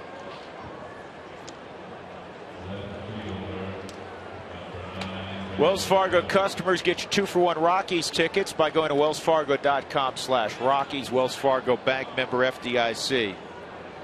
So the book closed on Esmil Rogers. 3 1/3. He gives up 9 runs, 7 hits, a couple of walks, no strikeouts. He hit a batter. 4 home runs allowed.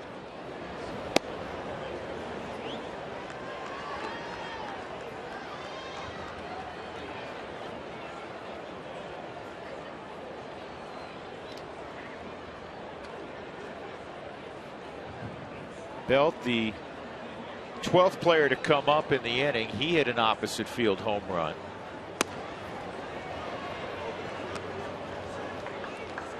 Well, Eli Whiteside right now feels like the red-headed stepchild, because Huff has made an out, but he also has a base hit now. Whiteside, a couple doors down, saying, hey, give me another chance. Not going to get one.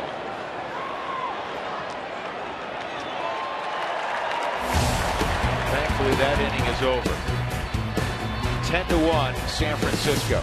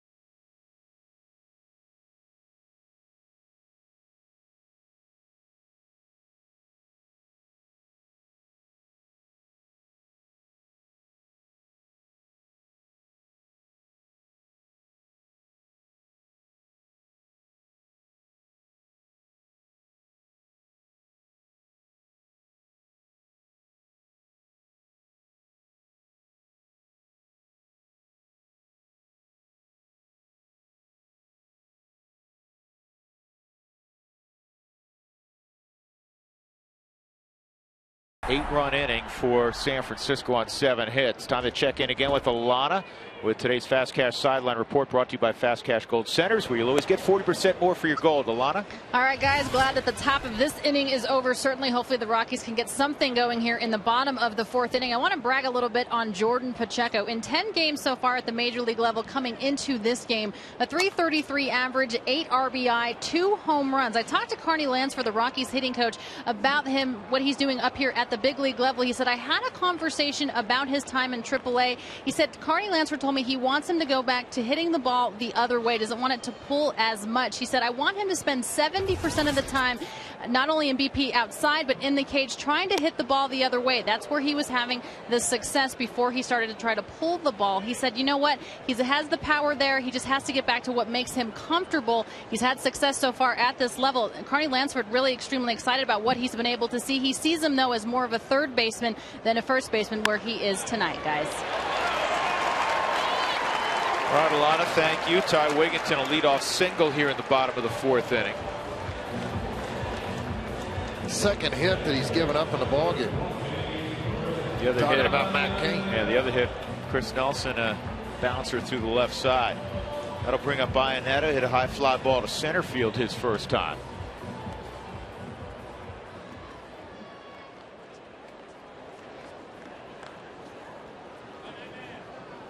Tampa now, George, all over Boston, 8-2. Wow, they're making some kind of statement in Beantown, aren't they? Yep, 8th inning. They're going to cut that thing to 2 games. Wakefield's in pitching now for Boston.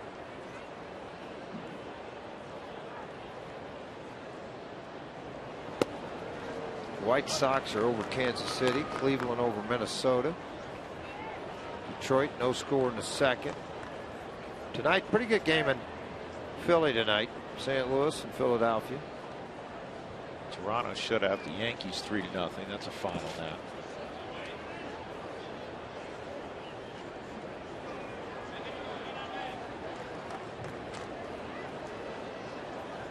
Mets have gone on top of Atlanta 6-5. That'll give you some implications in the wild card chase, huh? They could cut their lead to 4. If the Cardinals would win, it'd be 3.5. Well, you know, it's a good thing because great. A week and a half ago, there didn't look like there was much in the way of races anywhere. Maybe a little bit in the West and the wild card in the American League, and now there's some races to talk about.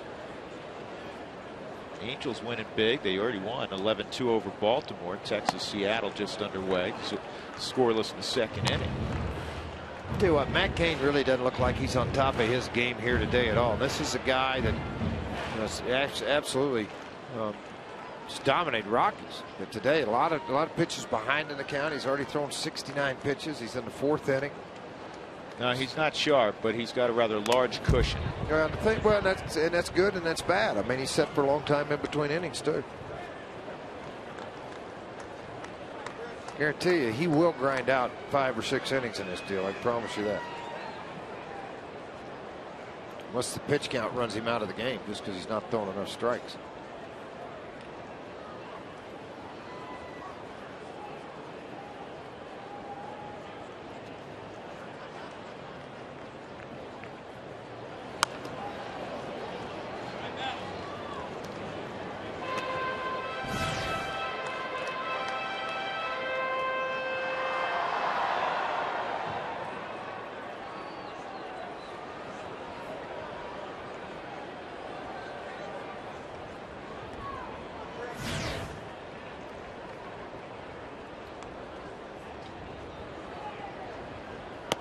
Outside, he's walked another.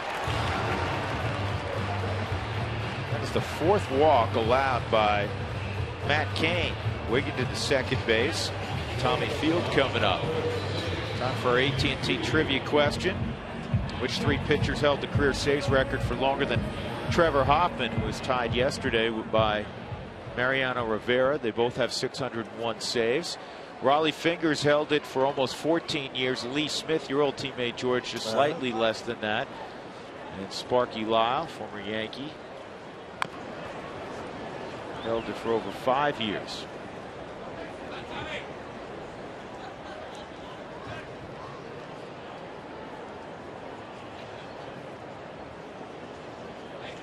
Only 2 other times has Matt Cain walked 4 in a game this year.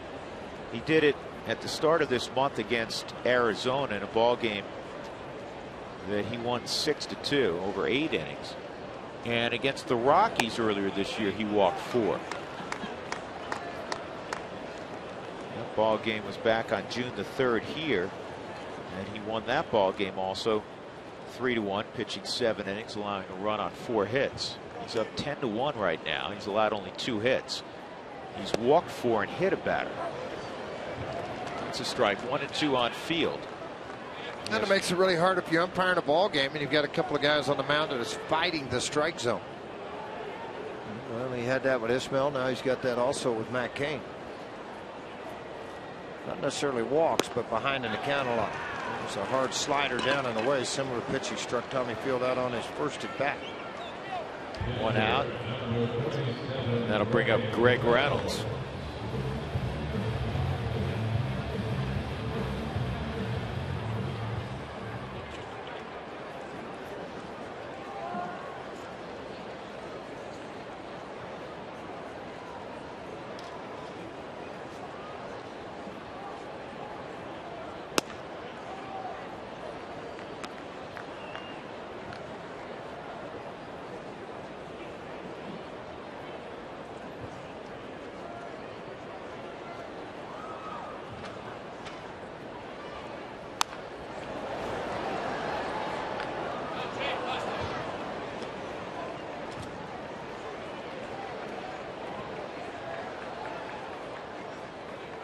Tomorrow's a day off for the Giants.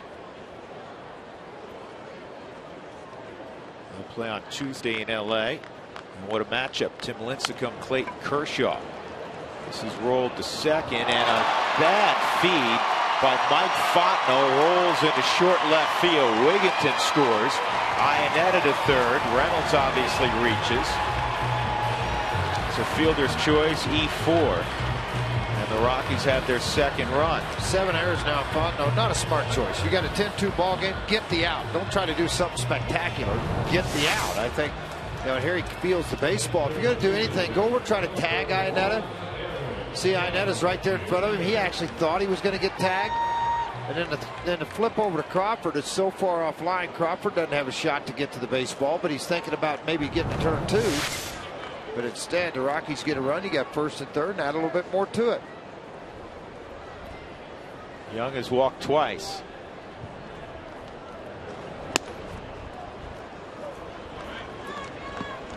Giants have won 7 straight, but they haven't avoided at times the ugly factor in this series.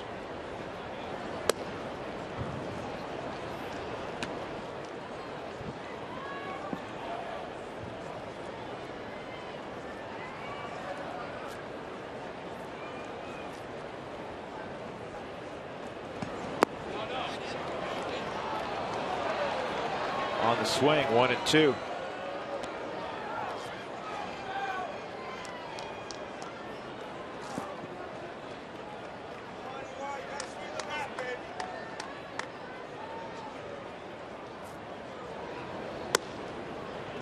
Junior takes away 2 balls, 2 strikes.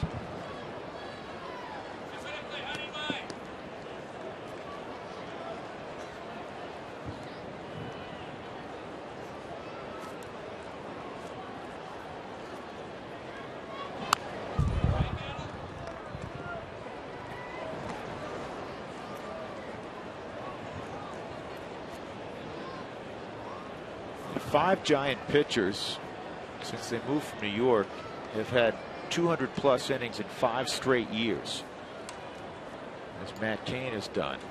That's a hard smash at Sandoval. Good pickup, and they don't turn it over, and the run scores. Meanwhile, get an RBI. Nice play by Sandoval. 10th RBI this year for Eric Young. Really difficult play. Slapped very hard there, and then Ewine turned it up. I think he thought he caught it on the line because he held up a little bit at first, and just outstanding speed. Beat the throw coming from second. Just barely, but did do it. Chris Nelson 1 for 2.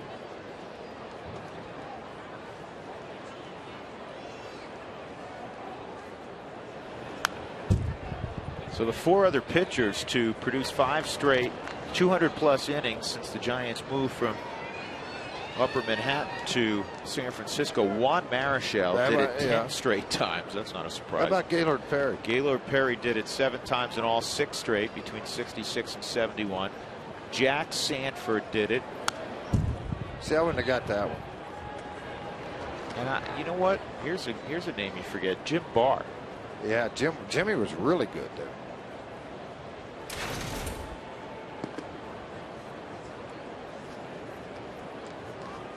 I think the Freak's going to join that crowd at some point, right?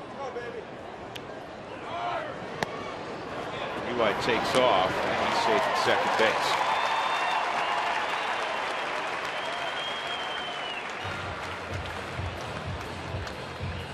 Right-hander on the mound, high leg kick. More concerned about the guy at the plate than he is the runner. Good jump for EY. Just a quick glance back, and then he's going to give a slide into second base. Actually caught Fontenot's foot on the way in. Lincecum with 205 innings this year, 4 straight 200+ innings. This ball's to center field. Torres will make the catch. Rockies get a couple of runs. Both unearned runs, 10-3.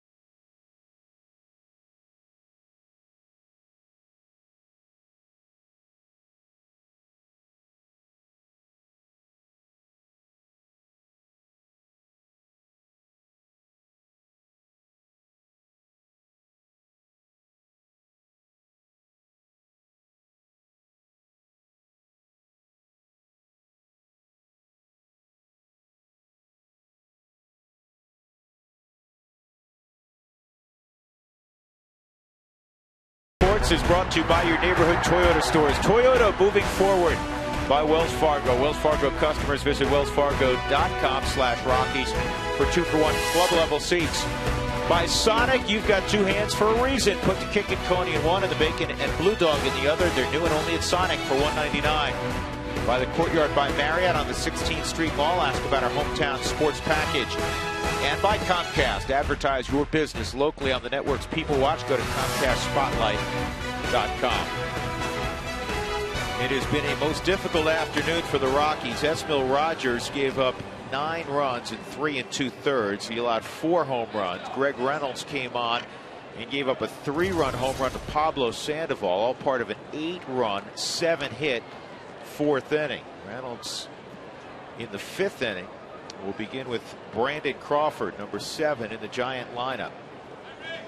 Unless the Giants, or excuse me, the Rockies produce a tremendous rally, the Giants are going to sweep 4 from Colorado for the first time since 2003 when they took a 4-game set at AT&T Park.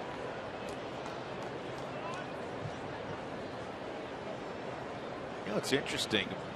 Yeah, the Giants were the world champions last year. They have not had an 8-game winning streak since 2007, since April of 2007, in fact. But still plenty of baseball to be left to be played today, with the Rockies trailing 10-3 in the 5th inning. Crawford a double in 2 trips.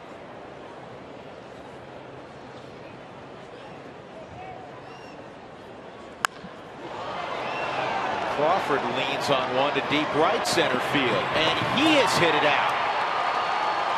That is the 6th home run of the day for the Giants. Are you kidding me? Of course, I'm going to have to ask the question now, Drew. Most home runs the Giants have hit in one game. I'm going to find out right now. You talking about ever? In a game, yeah. Most Guarantee home runs. that's the most this year. I can guarantee you that. Brandon Crawford with his 3rd of the year.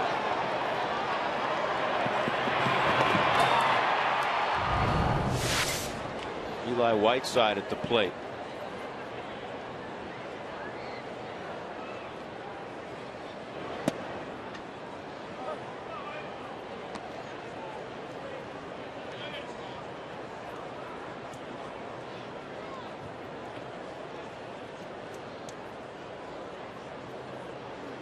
Eleven runs, 10 hits, and 6 of the 10 hits have gone over the fence. That's not good.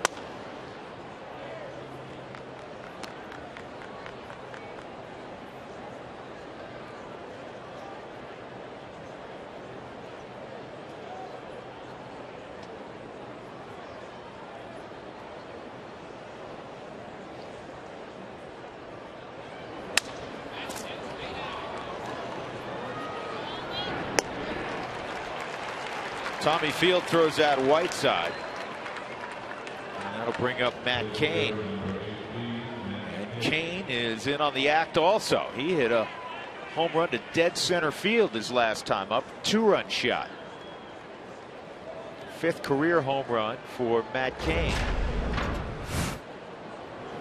He's got a fastball. This guy's done it in the past. It's not like the first time he's ever done it. He hit a big fly here again. His 5th of his career.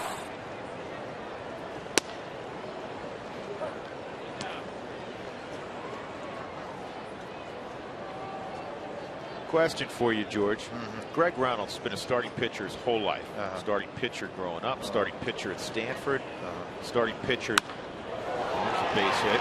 Kane, he's got 2 then. Starting pitcher really throughout most of his career in the Rockies organization. Right.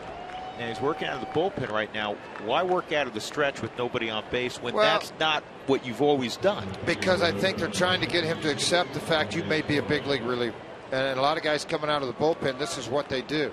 And so he's just trying to take it step by step by step. And one of those is pitching out of the stretch all the time. So maybe, you know, if he's been told by Jim or Bob Apodaca, you're a reliever.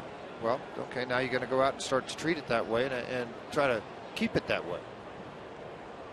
Andres Torres 2 walks and a pop out. So he's 0 for 1.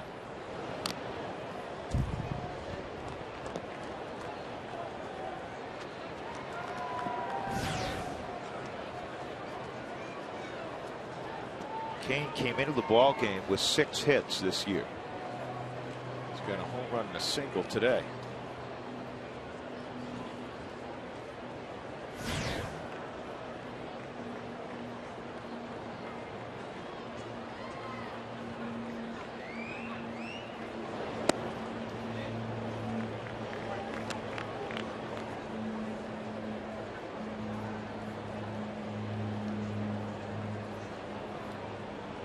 You and I were having a spirited conversation. We're on the same side of the issue a couple innings ago, George, during the commercial break.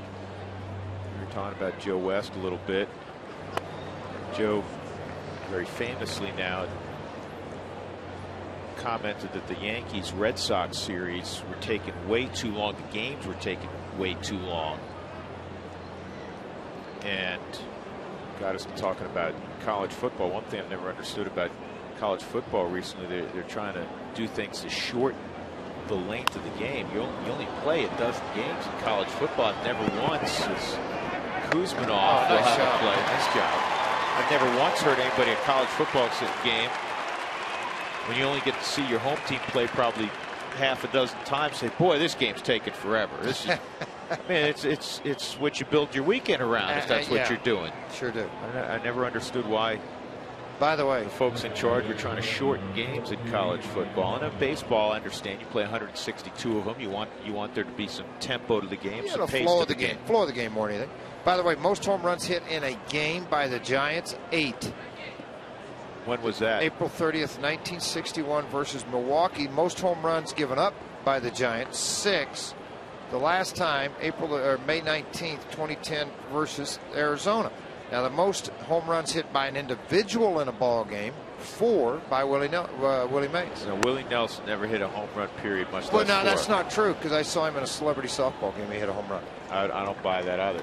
Now, listen, that was the game when they hit 8. Yes. That was the game Willie hit 4 in. He had half. Well, they hit 61. Right.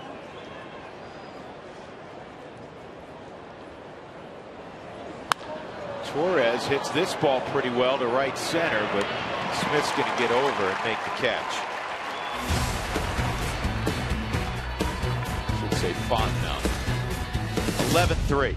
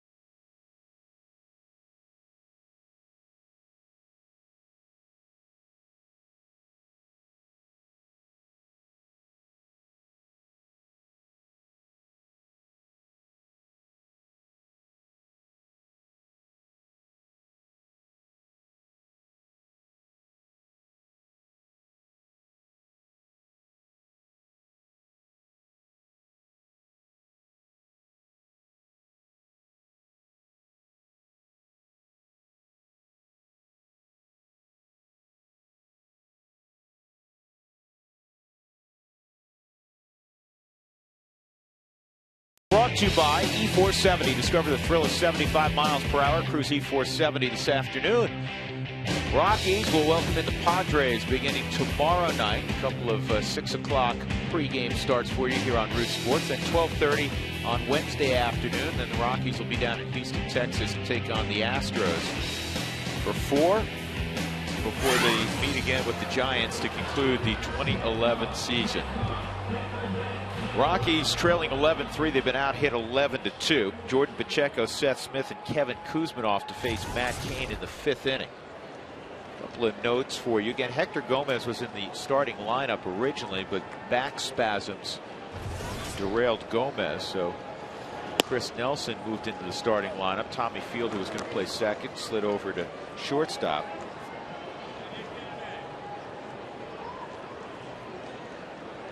And got great news to report on Jorge De La Rosa.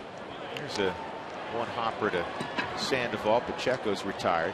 You know, we get questions about Jorge all the time, whether it's on Toyota Talk or just wandering around town, George. And Jorge, he's really in great spirits. He's worked very, very hard. And at this stage of the game, he's way ahead of schedule. He's going to actually start light throwing Friday in Arizona. Well, and you know, he talked to me a little about an arm injury, and I never had one, but my son did and went through it. And I said, just expect some peaks and valleys. That's what's going to happen. You know, as you build up that arm strength. But the one thing I told him to do, I said, whatever Scotty Mariama and Keith Duggar tell you to do, do it. Don't do too much. Just do what they tell you to do, and you know what? You're going to be fine. Scotty Mariama is outstanding. Bringing back an awful lot of players that have had surgeries here, as he's a rehab coordinator for Keith Duggar and Scotty Garrett. And you know what? Rockies are blessed. They have a great medical team. Keith Duggar was named to the All-Star team a year ago, which was a great honor for Doogie.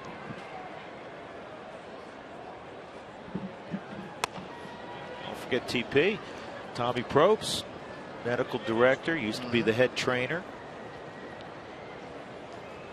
Jorge, by the way, as you look at Doogie. He's also probably the best looking trainer in baseball. What's the guy's name, George? What's his name? Clooney? No. The other guy. He looks like George Burns? No. Do you think that looks like George Burns? No, but you said who was the other George. That's the first name that came to my mind. I'll think of it in a little while. The late George Papard. George Hamilton. George Hamilton. That's what he looks like. See, but Doogie's color's all natural. It's not the fake and bake thing like George Hamilton does. No. I mean, I understand all of that. If he only knew, we're going to make Jonesy pull out the tape so we can really embarrass Doogie. This ball's hit hard. This ball's really hit well, and it's over the head of Belt, and Smith has a double. Second career hit for Seth Smith against Matt Cain. Hey, what'd you come up with on Toyota Talk? Nothing yet? Let's take a look at this pitch from Matt Cain to Seth Smith, going away from him. Smitty utilizing that strong swing to opposite field. He's got Belt in left field. The ball takes off in flight. Belt's not going to be able to make a catch on it. And one hops in left center field. And the Rockies with another opportunity with a runner in scoring position for Kevin Kuzminoff. And Seth is safe at second, safe and secured. New York Life. And Kuzminoff a walk and a strikeout. And the Padres early with a 1-0 lead against the Diamondbacks. Now, Rockies don't have that miraculous comeback, and Arizona wins. The separation would be 4.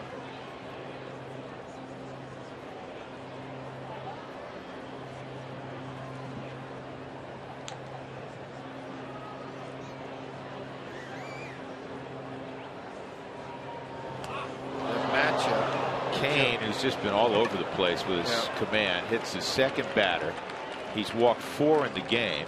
Kuzminoff to first. And Eli Whiteside goes out and puts an arm around Matt Cain. And here comes Dave Righetti. CenturyLink high-speed pitch. Matt Cain, 94. Esmil Rogers, 96. Doing a little more housekeeping, George. News of the day. Ian Stewart, who played light catch today, will head to Scottsdale, and he'll work in the instructional league as he looks to put the memories of the 2011 season behind him. Well, you know what they're talking about. There's been some talk. Go to instructional league. Everything feels good. Let's try to get you into winter ball. Maybe get 100 at bats down there or more. Go play and kind of reinvent your game to yourself, confidence-wise. By the way, it's Joe Saunders going against Harang, so that's a pretty good matchup. Harang's won 13 ball games this year. Saunders 11-12 on the season. Wigginton got a breaking ball, fouled it off. If Stewart elects to play winter ball, looks like it'll be down in the place Vinny Castilla could tell him all the honks. Hermosillo in Mexico. Vinny's a legend there. Legend in all of Mexico. Yeah. First time Vinny's not going to manage this year. He's managed, played down there. He retired. And he says, I'm going to spend. He said, I'll go down and see my folks and everything. But he said, I'm not playing anymore. I'm done playing. You know, he played last year, George, and in the Caribbean Series played really well. He had a walk-off winner, I believe. He still hit. There's no question. I mean, he's still raked, man. Works out all the time. He's strong as an ox, and he'll take BP on occasion. And you're right, he can still swing it. Here's the 2-1 to Wigginton. This is hit pretty well to right field. And it's going to one-hop the wall. Beltran is going to feed it back in. Coming home is Smith, and Wigginton is in with a run-scoring double. So tie with his 46th RBI. Second hit of the game against Cain, too. And you know what? Right now, all they're trying to do is nurse Cain through the 5th inning and get him out of the ball game. He's throwing 103 pitches. But what Bruce Bochy's got to be very aware of, too, you'd love to see him get the win.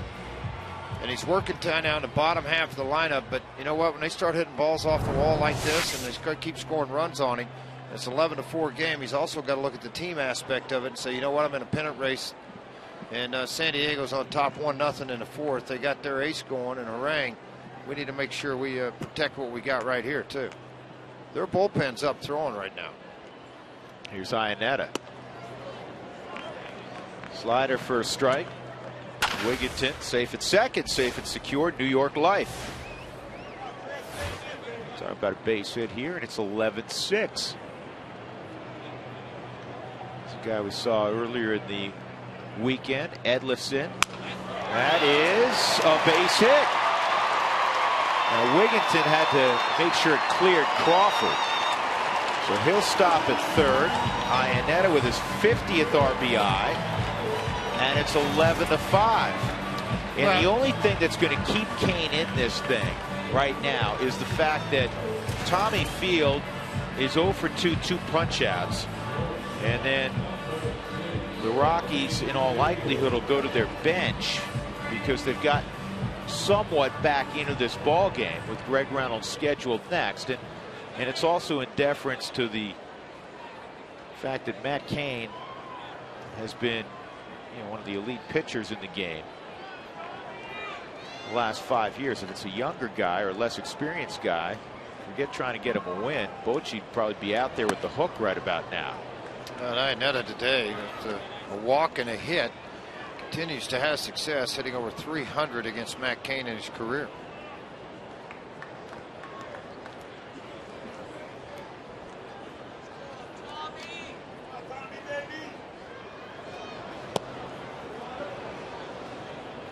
No swing, and Tommy Field's ahead 2-0.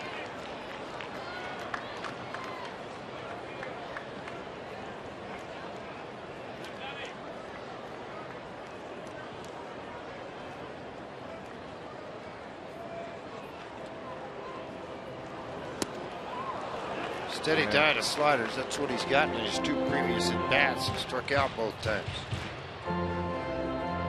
Say, well, if you know it's coming, why can't you hit it? Well, sometimes sliders are so nasty, and obviously Cain's got one of those. Mark Ellis has come out in the on-deck circle.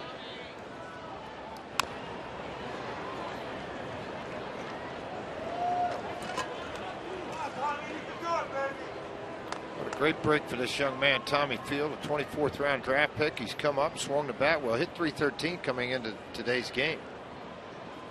Most of that's been way at the bottom of the order, so he's come up with some hits lately once he started to feel a little more comfortable in that uniform. The 110th pitch misses. Well, Matt Cain just laboring today.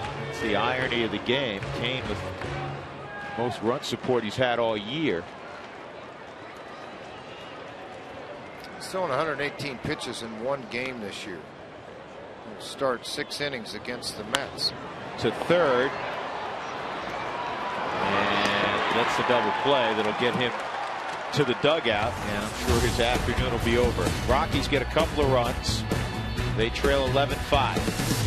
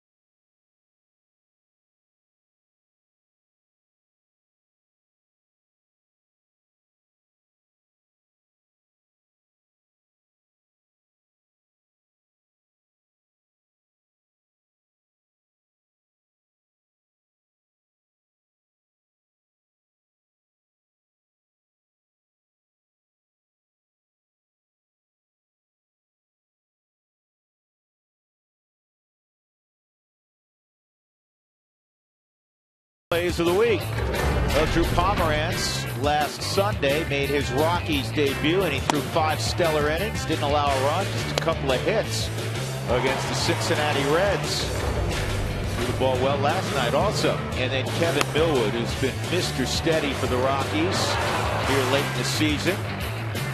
He continues to pitch well. And then on Thursday, Jordan Pacheco hit the 2nd home run of his young career. Both of his home runs have gone to center field. Our AMCO Clutch Plays of the Week. For a job done right at a price that's right, take it to AMCO, AAMCO. Oh,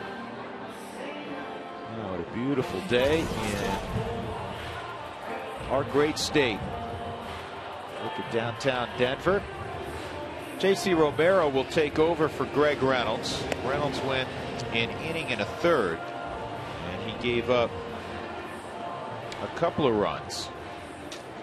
And now J.C. will take over. He'll face Carlos Beltran, Pablo Sandoval, and Aubrey Huff. So 2 switch hitters. Initially a flip to the right side. Toyota Talk. Text Toyota followed by a space, and then your comments and questions to 720-720. So what do you think? Will the Giants overtake the Arizona Diamondbacks? Or, potentially overtake St. Louis and Atlanta and capture the wild card? That's a possibility also.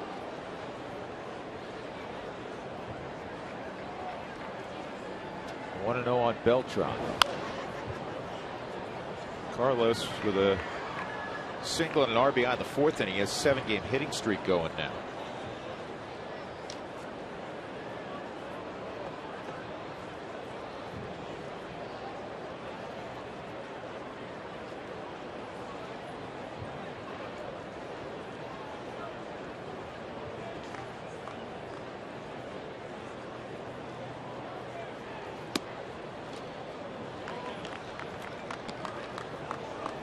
Two and one.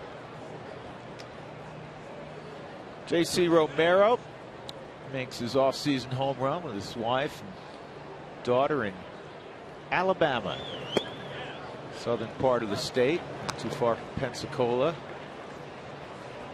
2 and 2.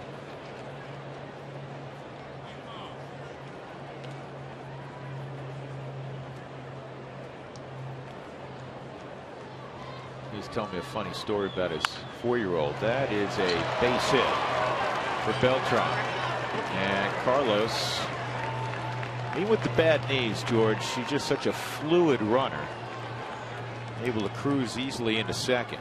Well, they hadn't gotten any breaks in this series. It's game on now. You just got a little bit of time left. And again, most times these veteran guys like this that have played every inning of the games here in the series will get Sunday off. But you need his bat in the lineup. That's what they got him for from the Mets. So Romero was saying with his little girl, I said, "You bringing her up bilingual?" And he said, "Yes, we are." She speaks English and speaks Spanish, and he said, and then sometimes she'll speak, and I'll have no idea what language it is. Like sort of a combination. Sandoval's had one heck of a day. Triple and 2 home runs, and that is going to be a good looking play by Chris Nelson to throw him out. That goes up the middle for a base hit. Sandoval's just hunting a double for another cycle. Move the runner over. Well, really nice play by Chris Nelson, a backhand. Now, Nelly's been moved all around this infield, but his last trip sent to AAA said, hey, you know what? He's going to be a second baseman. Let's play him at second. So you see some of these plays he's made showing his arm strength, showing his ability to go get baseball. Aubrey Huff.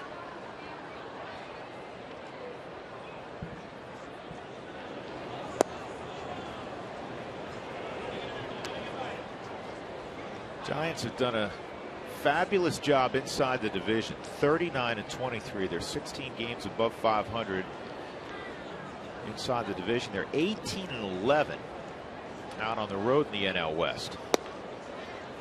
That's 2-0. Where they've scuffled a little bit, the National League East 13 and 20, Central 20 and 22.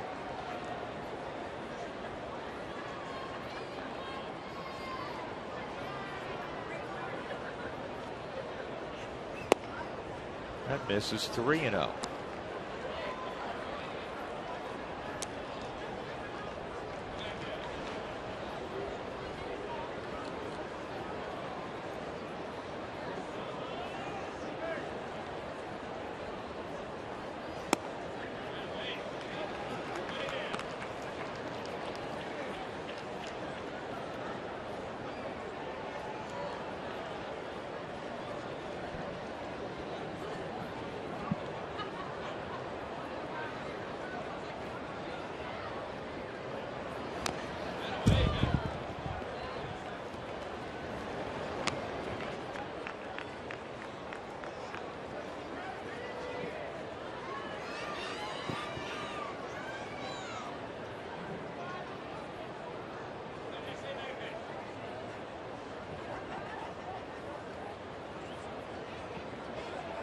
Everybody in that Giant lineup has reached today with the exception of Eli Whiteside. This is shallow right field, and the ball drops. And here comes the runner to the plate. Safe is Carlos Beltran. Nelson went out, had trouble with the sun. Smith couldn't get there. And it's going to be an error on Chris Nelson. 12-5. Well, battling an awful lot of sun. The infield was in. He took off deep to try to run back and get onto this baseball, and he looked back up into the sun. Smith's coming. He's going to hold up because he thinks Nelson's got a beat on it, and it just hits off the end of the glove. 8th error of the year on Mr. Nelson. Brandon Belt at the plate.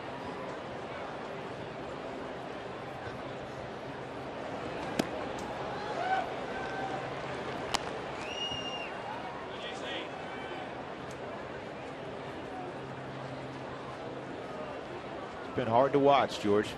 It has been. You know what? There's not a whole lot you can explain it any other way.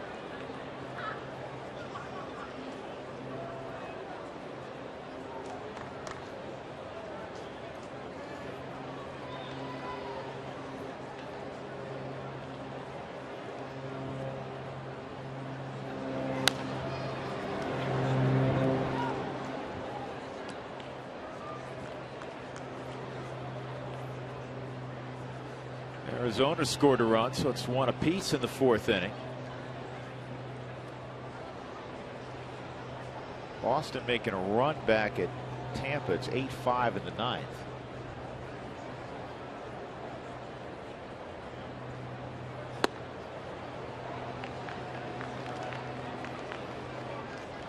One and 2 count on Belt. He had an opposite field home run. He has 3 hits in the series, all home runs.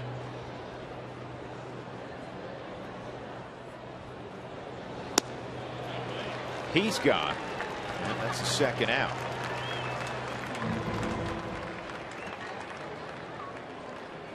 That'll bring up Brandon Crawford, who had a home run his last time up. Well, it's kind of like raise your hand if you haven't hit a home run and you play for the Giants today. They've hit 6 home runs. Well, I mentioned earlier, if you just happen to flip the channel over, they hit 8 in 61 against Milwaukee. Willie Mays hit 4 that day as a team in a single game. Pablo Sandoval in the 4th hit a solo home run and a 3-run home run. Fontenot in the 1st inning hit a 2-run home run. Brandon Belt's hit a home run. Crawford's hit a home run. Matt Cain's hit a 2-run home.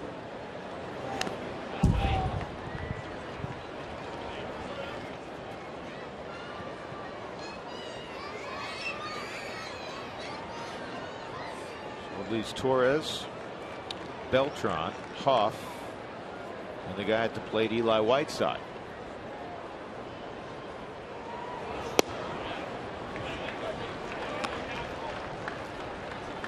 Guy coming up, Eli Whiteside. Crawford's at the plate, 1 and 2.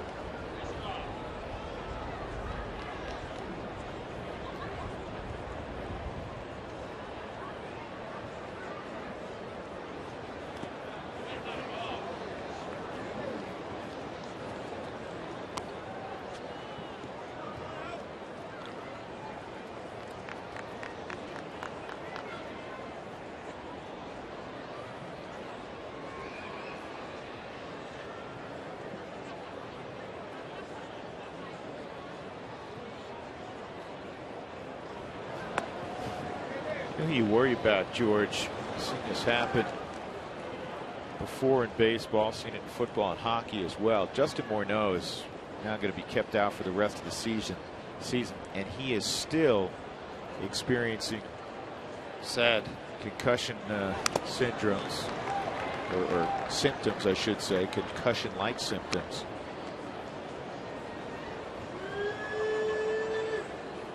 It's gone on for over a year.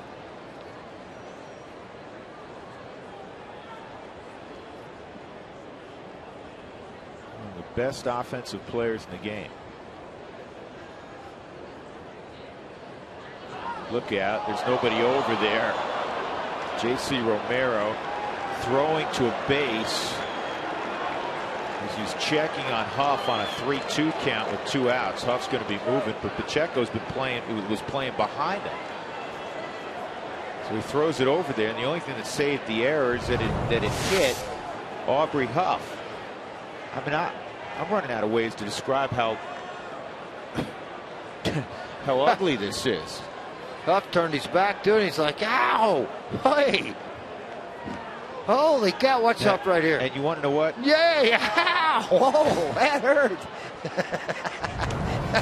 Oh, boy. Bochy's arguing, is that a balk or not? It's not a balk. He's throwing to an unoccupied base, though. But it was occupied by Huff and by Pacheco, but Pacheco was a little late getting there.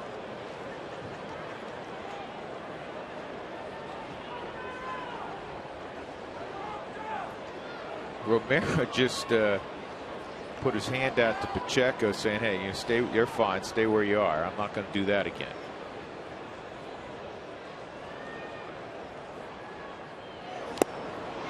And the foul tip is held. Carlos Beltran doubled. He'd come around on an error. It is 12-5.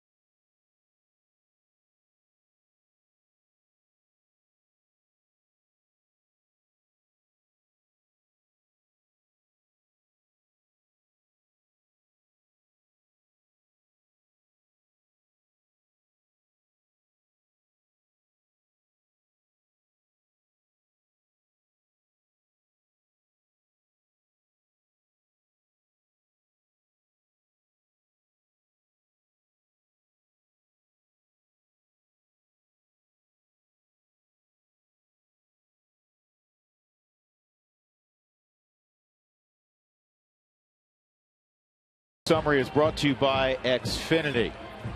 And that's the game summary. Let's check in with Alana Rizzo.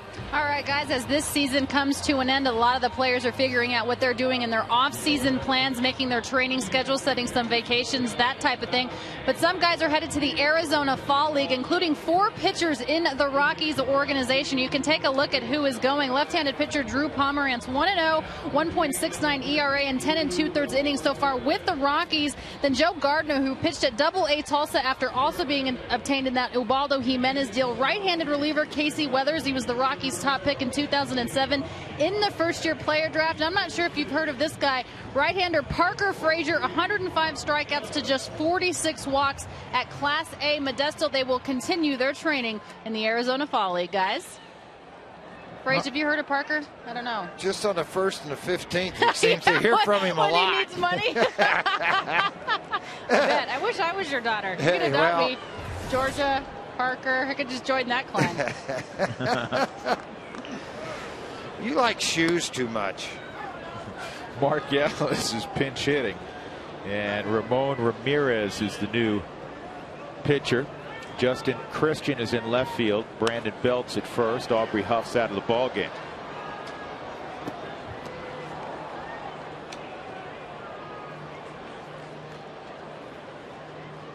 This guy's been pretty good, folks, since he left the Rockies, Kansas City, Boston, and now here with the San Francisco Giants. Got a World Series ring a year ago. Typically pounds the strike zone. Hasn't lost anything on his fastball, slider.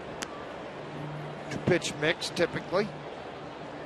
Occasional changeup.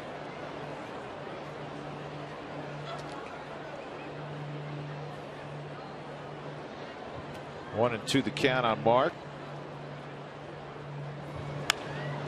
And Ellis is thrown out by Pablo Sandoval.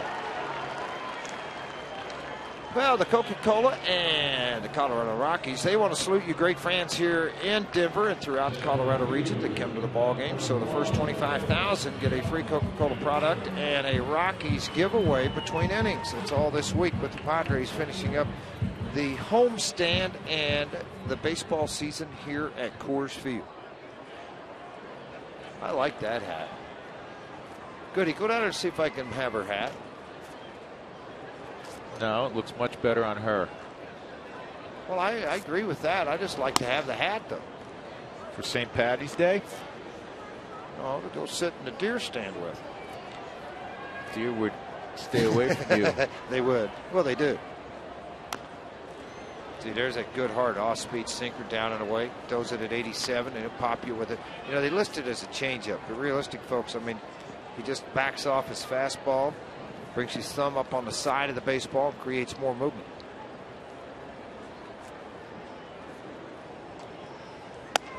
One ball, two strikes on EY. A couple of walks and a fielder's choice ground out that produced a run. Rockies trailing 12-5. They've been out hit 12-5. Matt Cain's numbers: 5 innings. He gave up 5 runs, 3 of which were earned. 5 hits, walked 4, struck out 3. He plunked 2. Plunked 2. That means hit him. Bouncing ball to second. Fontenot will throw out Junior. That'll bring up Chris Nelson.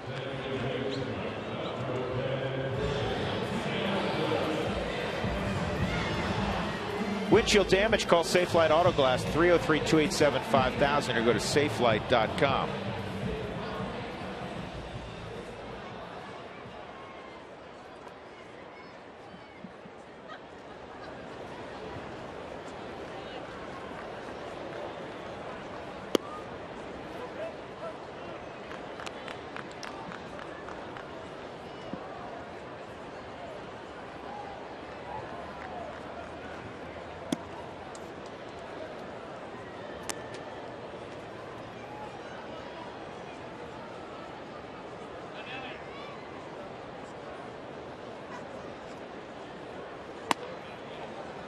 Two balls and a strike on Chris.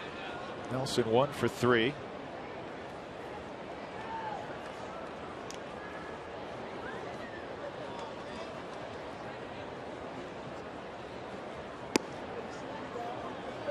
And it's 3-1. Good eye.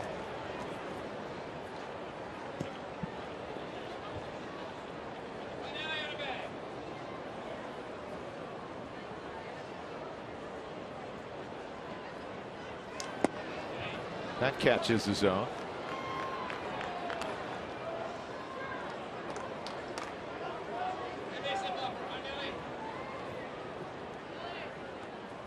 Well, you can hear the distinctive voice of Renee Latchman from the dugout saying, "Come on, Nelly."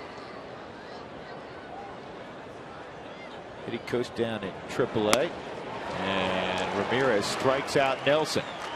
1-2-3 inning for Ramon Ramirez in the 6th. We'll go to the 7th. It's 12-5 Giants.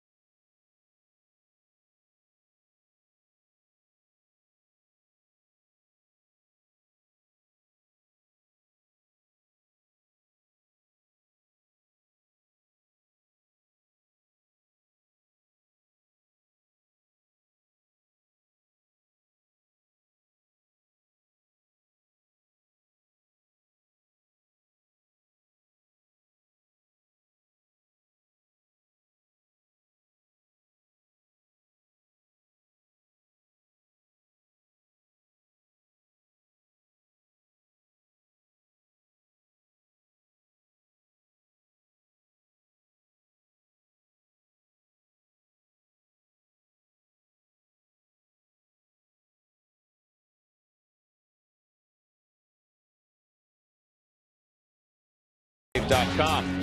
Jason Hamill, kind of a rare save, a 4-inning save earlier this week for Hamill. He's done a nice job out of the bullpen and his one spot start lately. New daddy throwing the baseball well of late, and he's got the rock right now as we go to the top of the 7th inning. Last 10 innings, he's been pretty good. He's made that start, 6 innings and 4 innings in relief. 31st appearance. Still trying to show and gain a little momentum mentally as he goes into the off season.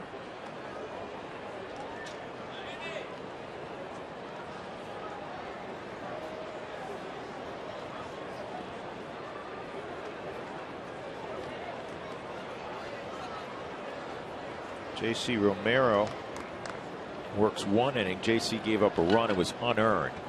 1 hit. Didn't walk anybody. Struck out 2. Eli Whiteside at the plate. He takes a 95-mile-an-hour fastball. Ball 1.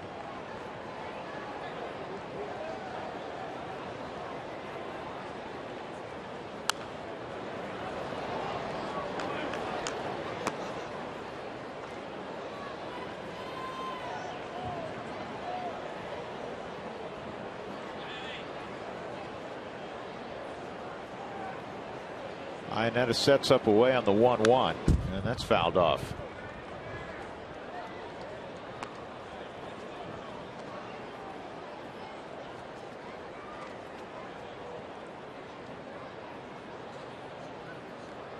See if Hamill goes to that great breaking ball he has. Yeah, and he got Whiteside. 1 out. That'll bring up Justin Christian. Today's injury report is brought to you by Panorama Orthopedics and Spine, with 3 locations in Golden, Westminster, and Littleton, or online at panoramaortho.com. Talked to Juan Nicasio in the clubhouse earlier, and he always has that bright smile. He's excited because, George, the neck brace is going to be removed on Tuesday, and he's not far away from being able to play light catch. He's going to continue his work down in Arizona. And because of all that he has been through, it's a scary, scary moment when he was hit by the line drive off the bat of Ian Desmond. He's lost about 20 pounds, so he was telling me he can't wait to be able to start, lifting everything in moderation. Obviously, this is a process just because the neck brace has come off, but it's a big step in the right direction. Looking to get the weight back on, and his spirits are great, and we're thrilled to be able to pass that along. 2 strikes on Christian, and Hamill. They will flip to Pacheco.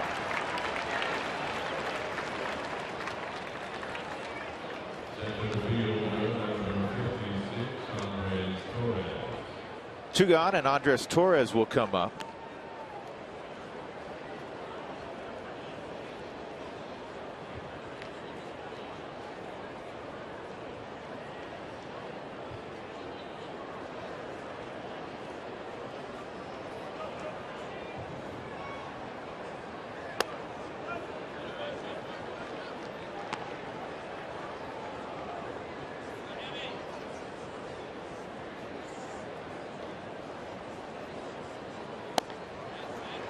Two-strike count.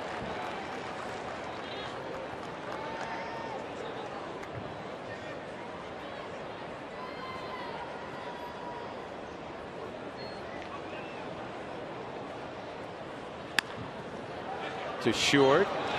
Tommy Field with a long throw and an accurate one. Nice play by Tommy Field. 1-2-3 inning in the 7th for Jason Hamill. 12-5 Giants. Stretch time at Coors Field.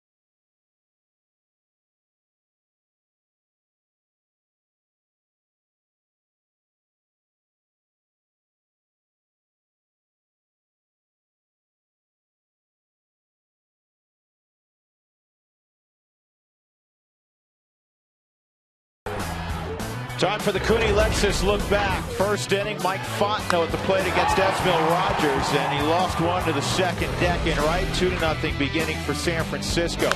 Pablo Sandoval, leading off in the fourth inning, hit a home run. And then Brandon Belt would hit a home run in the fourth inning. Matt Cain would hit a 2-run home run to dead center field. Sandoval came up again the same inning, this time with 2 on against Greg Reynolds. He hit another home run. You get the picture. Fifth inning, it's Brandon Crawford going deep. The Giants have hit 6 home runs in this ball game, and they have a commanding 12-5 lead. That look back brought to you by Cooney Lexus, where luxury has an address. In the bottom of the 7th inning, the Rockies will send up Jordan Pacheco against Ramon Ramirez, then Seth Smith and Kevin Kuzminov. Pacheco is 0 for 2. His first time up, he was hit by a pitch. Now, Jordan has a 7-game hitting streak in which he's hit .367. He's only the second player in Rockies history to hit 7 straight as part of their first 10 ball games in the big leagues. George, can you name the other guy? Ted Cox, Boston Red Sox. Well, first of all, listen carefully. I said with the Colorado Rockies. Oh. First 10 games to have at least a 7-game hitting streak. One other guy did it. Just one? To have a 7-game hitting streak in your first 10 games, that's pretty good. I know. Not going to be a long list. 2 guys. Jordan Pacheco is 1. And wait a minute. Wait, well, I'm throwing out too many qualifications here. I was going to say maybe Walker coming over. No. Bichette. No. How long ago? In the last dozen years.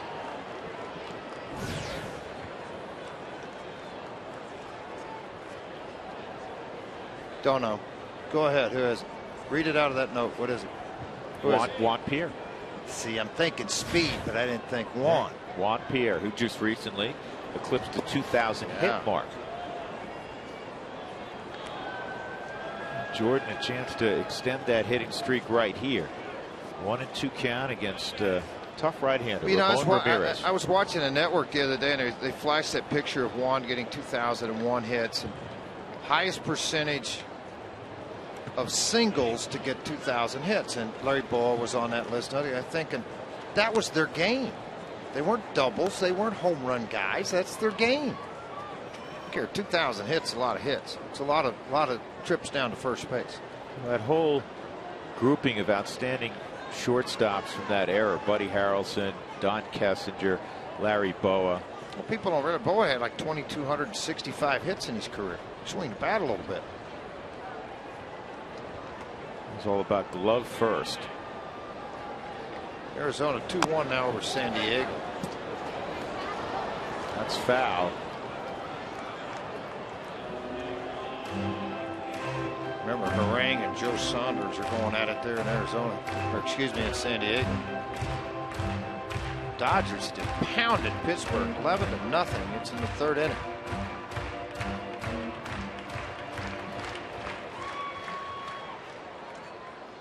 It's a final. Mets beat Atlanta. So now, of course, San Francisco winning. That'll tighten up a little bit of the wild card. They'll go to 4 back. If St. Louis can win, it'll be 3.5. He's got a tough matchup in Philly, though. St. Louis is sending out Carpenter.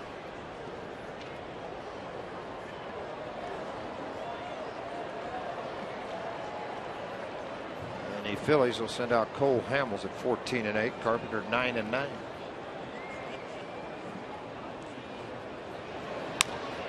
And Jordan rolls one to third.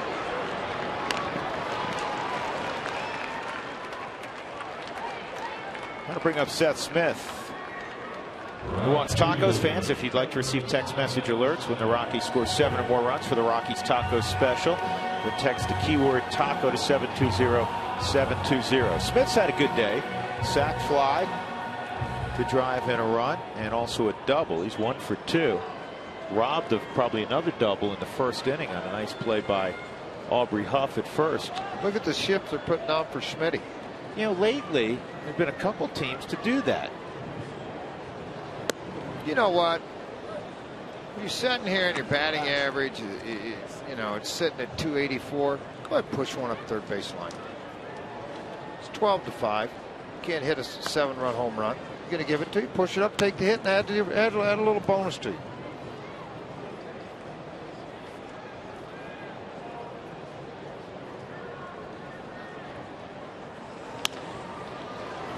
Well, he hit it into the shift. Fontenot will throw him out. Join the Rockies on the last home game of the season. That's Wednesday for fan appreciation. Stay for the post-game player thank you lap, and all of that is sponsored by ProBuild. Arizona in that game, by the way, George, there are 2 runs, solo home runs for Miguel Montero and Paul Goldschmidt. Goldschmidt, what a find he was. California League Player of the Year a year ago. He had 35 home runs, drove in over 100 runs, hit over 300. Went to Mobile, Alabama in Double-A this year, and just crushed the ball there, and it got moved up. You didn't like the way I say Mobile? Some folks prefer to call it Mobile. And some say Mobile. Depends on where you're from. Yeah. You're the only one. No, not really. You need to come to Oklahoma a little more instead of flying in right before the game starts all the time and being rushed to the site. You need to come in like 2 days in advance, and I can take you out to the country. I will look forward to doing that. 2-0 on Kevin Kuzminoff.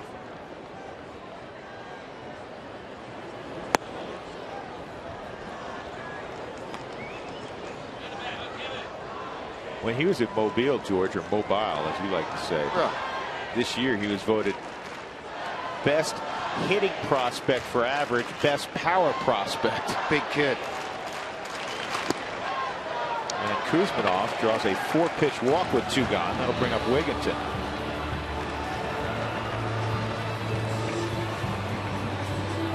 Matt Kemp is 34th in that big start for the Dodgers today.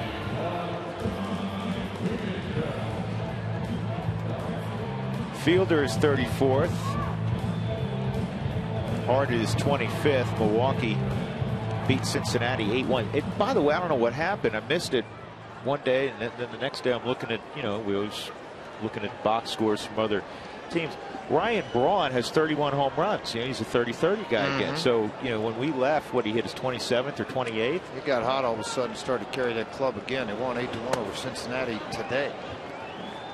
And he was leading the National League batting race by a point over Jose Reyes going into today.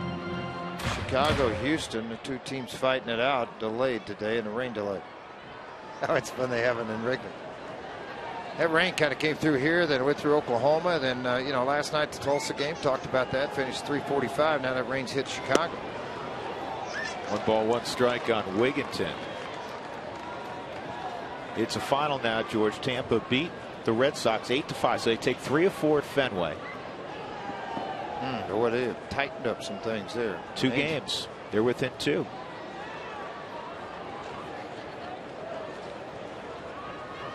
Outside.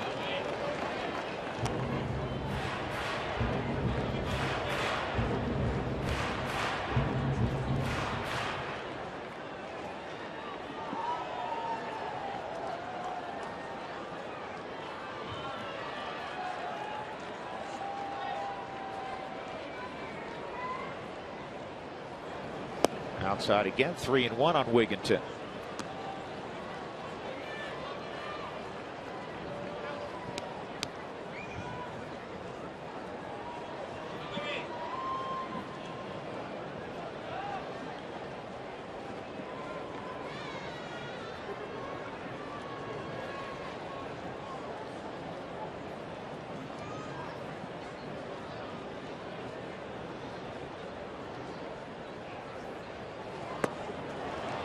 Three and 2. Well, an interesting story developing in Oakland. There's no score between Detroit and the A's, and somebody's got a no-hitter there, George, and Justin Verlander's on the hill, and it's not Verlander. He has a 2-hit shutout going. It's Guillermo Moscoso, who is not allowed a hit to the Tigers so far.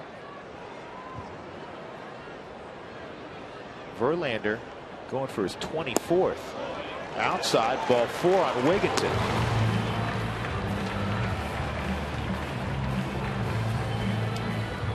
Yeah, Bruce Bochy's kind of jogging out to the mound here. Let's see who he's got going down in his bullpen he's going to bring in, but he's going to make the move because normally Ramirez works 1 inning, sometimes inning and a third. But here he's in this situation right now. But Bruce kind of jogged out of the dugout early on, so he's coming out here to look at him, talk to him, said, hey, let's go right at these guys. You got a 5-run lead, 7-run lead. Don't dig a hole here. Go to work on people.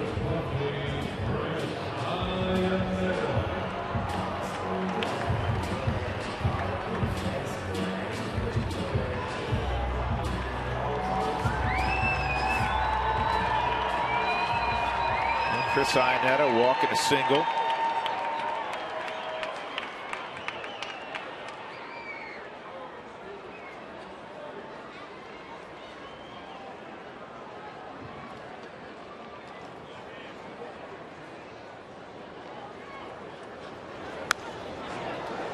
Crowd of 31,875 this afternoon at Coors Field on a very busy sports day in the area. Sports weekend's been nuts. CU and CSU yesterday.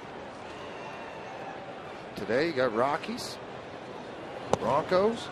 Some stuff going on downtown. Yeah, Broncos leading across the way 10-3 at halftime over the Bengals.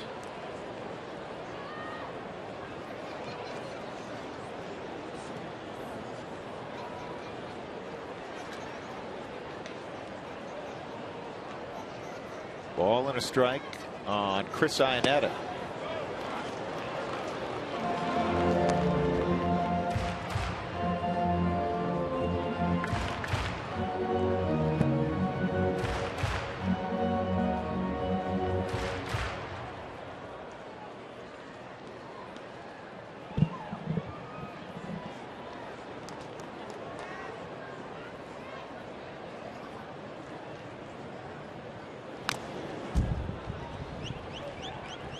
Two balls, 2 strikes.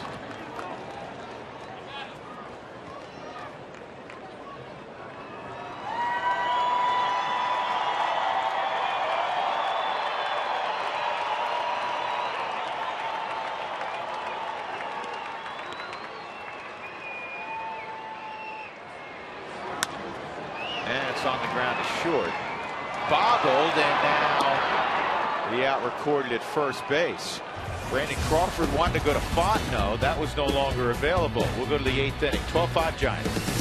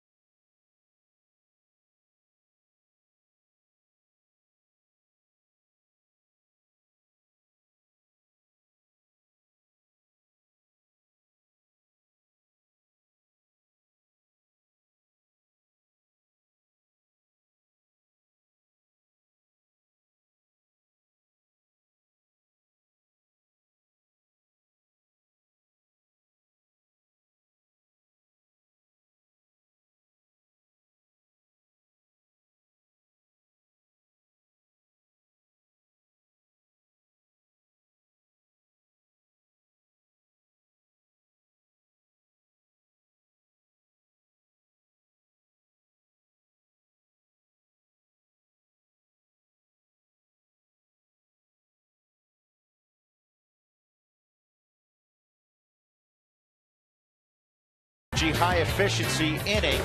7th inning. A 1-2-3 inning for Jason Hamill in his first inning of work. You got the strikeout on the breaking ball to Eli Whiteside. Justin Christian, a weak ground ball right back to him. And then Andres Torres did a 2-hopper to short. That's brought to you by Excel Energy. Learn about energy efficiency and how to save energy and money in your home by visiting responsiblebynature.com. We go to the 8th inning. Mike Fontenot, 2-run home run, fly ball left field, hit by a pitch, and then a fly ball to right field. Second inning of work for Hamill in the air center field. And Eric Young Jr. makes the catch.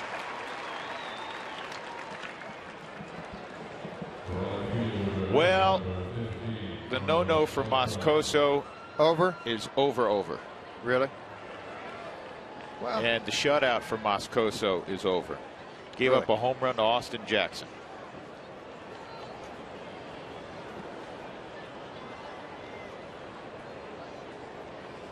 Carlos Beltran 2 for 4 today.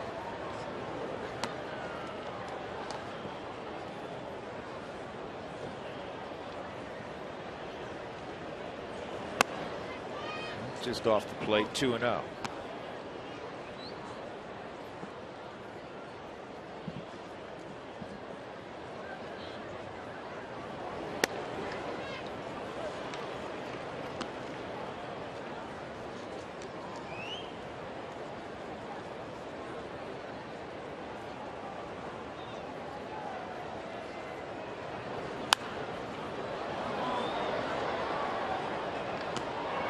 You know, for the Brewers today, George Greinke got the win. He's now 15-6. Really? Well, you know, the other day actually didn't pitch very good against the Rockies. 116 pitches in 5 innings. He didn't throw strikes very well, but yet he only gave up 1 run. He's doing everything that everybody anticipated that they thought he would do, and they brought him over there. Hamill's having a nice outing again. That's his second strikeout as he gets Beltran. Time now for the Coors Light Freeze Cam.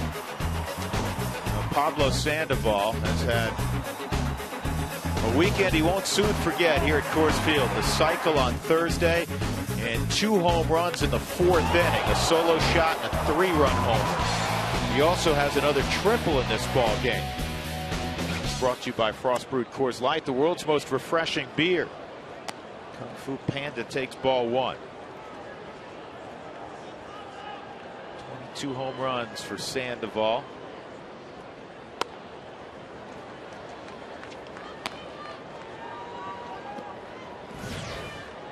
Build their offense around Sandoval and Buster Posey. In the middle of that lineup.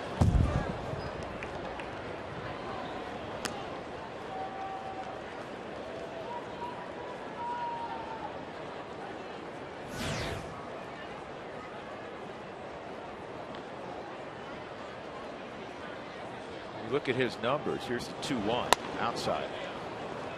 It's easy to forget when you see 22 home runs that he missed 40 games with a broken hamate bone.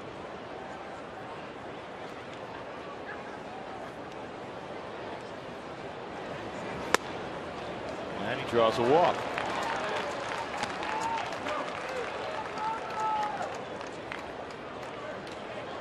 First to reach against Hamill. 2 outs in the 8th inning. And we'll get a pinch hitter. It'll be Connor Gillespie.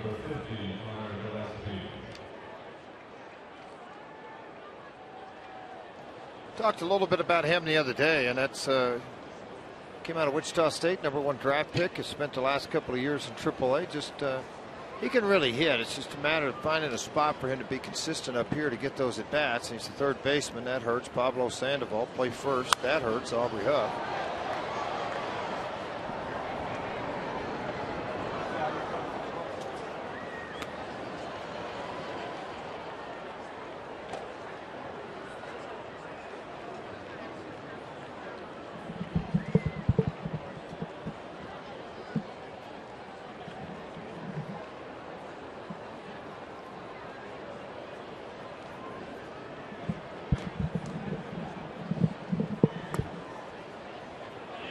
Hey, follow the Rockies on MLB.tv or .com, I should say, @BAT11, featuring highlights and more. Text @BAT to 31826 or visit ColoradoRockies.com. 1-1 count on Gillespie with 2 outs. Going to shoot that ball through the hole out of the reach of Tommy Field, and on 1st and 2nd. That'll bring up Brandon Belt. Belt a home run in 4 trips today.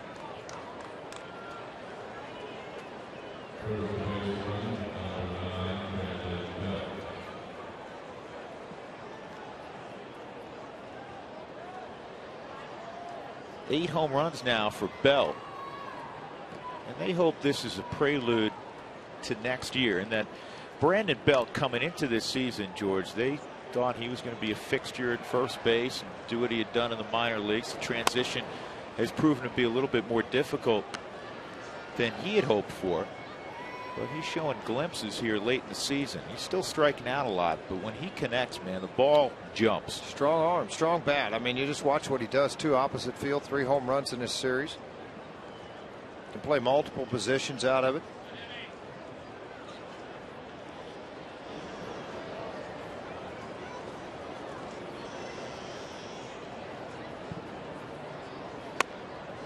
And that's just off the plate, 2-0.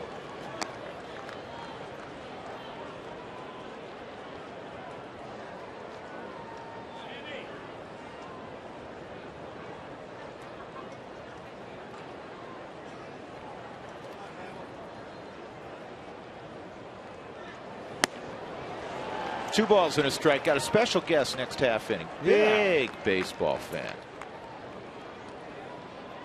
That's all he knows, by the way, is baseball. Just leave it at that. That's it? Just baseball only? That's it. Just knows baseball. I've seen him do some other things he's pretty good at. Well, good spot, 2-2.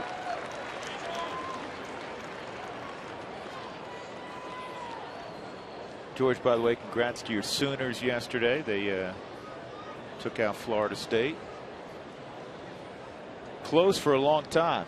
Well, it's still 4th quarter. You bet. 23-13, but Bob Stoops goes in. Florida State's a lot better ball club this year. Bring him up, Joe. A lot better ball club this year. Ranked 5th in the country going into that ball game. Jimbo Fisher. Finally getting a chance, isn't he?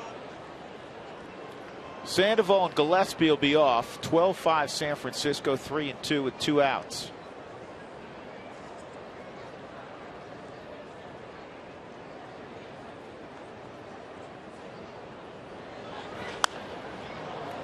It's popped up, foul ground, and now looking at the wind. Will Kuzminov have a play? That's the second outstanding play he has made in foul territory. 3rd in this series. Remember, he ended up in the seats the other night. Well done, Kevin Kuzminov.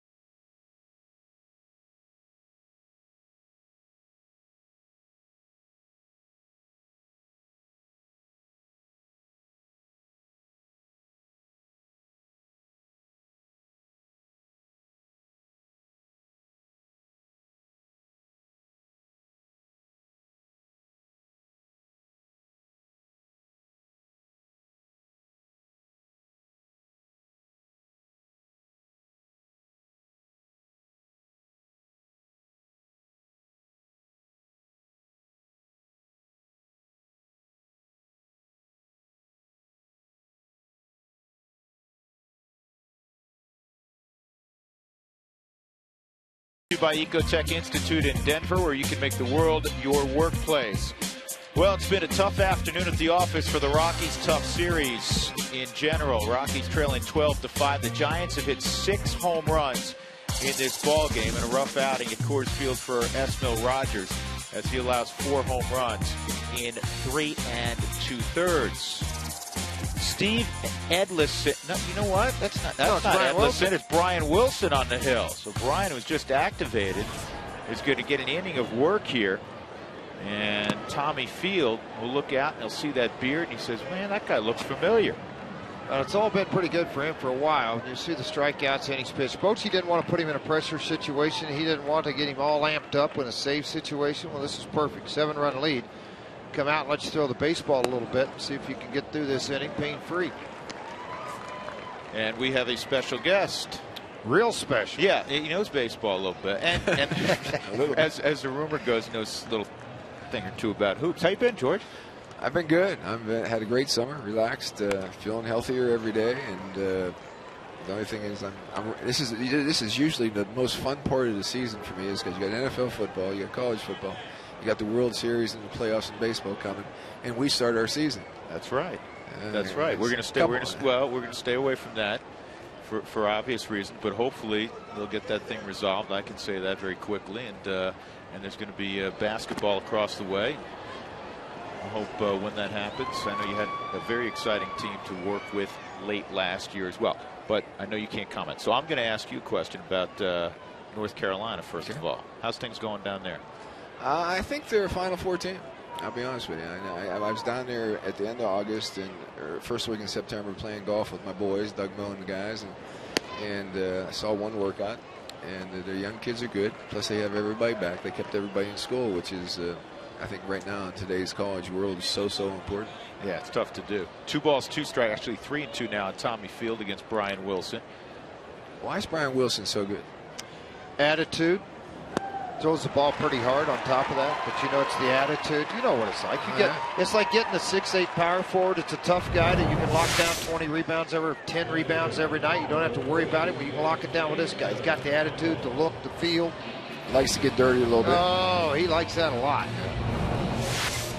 Now, you're from the 70s, George, and when you played, things were a little bit different.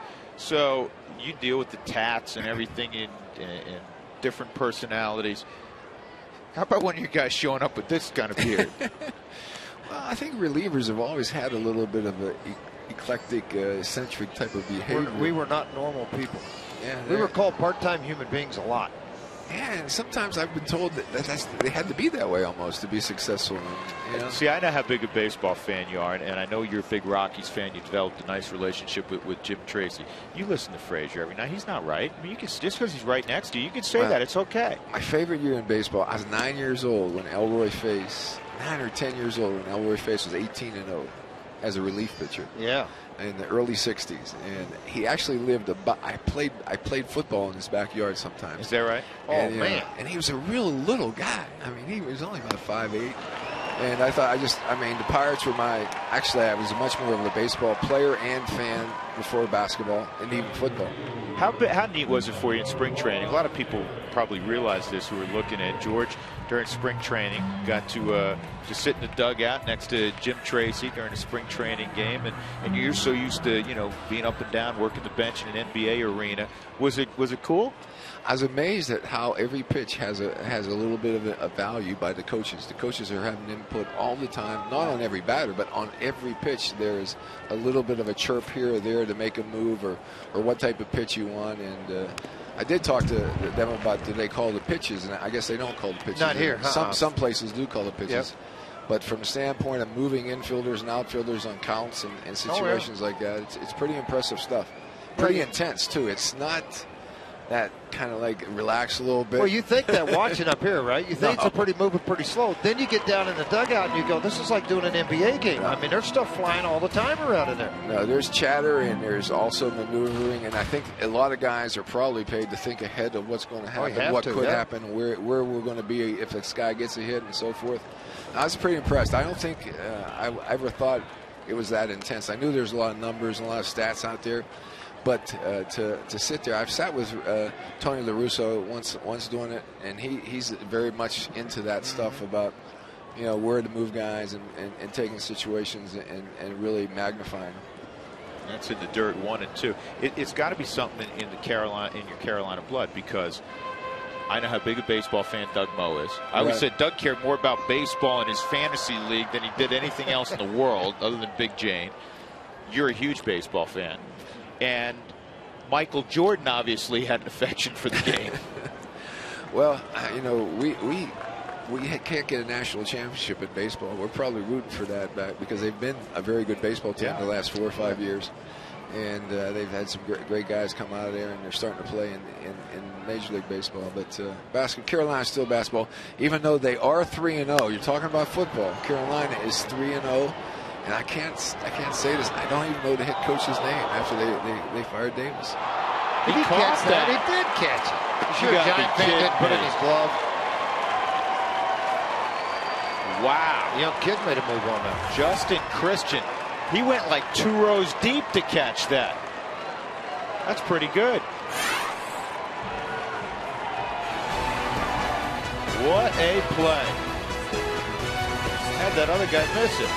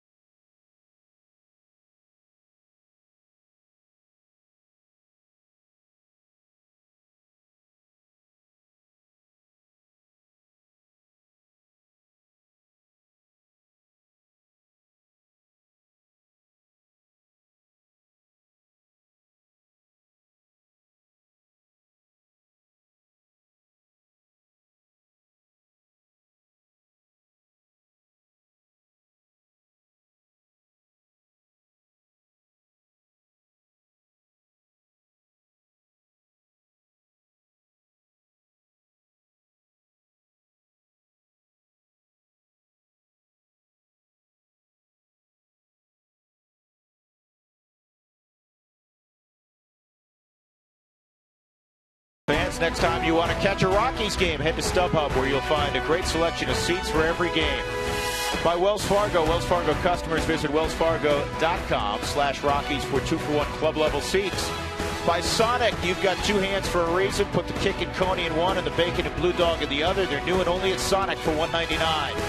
By Verizon, America's largest and most reliable wireless network. And by Southwest Airlines, find our fares online only at southwest.com.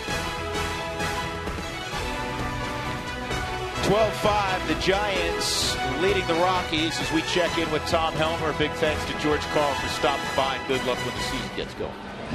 Drew, we're going to talk about day trippers, 6 home runs from the Giants this afternoon. We'll show you those in the game summary.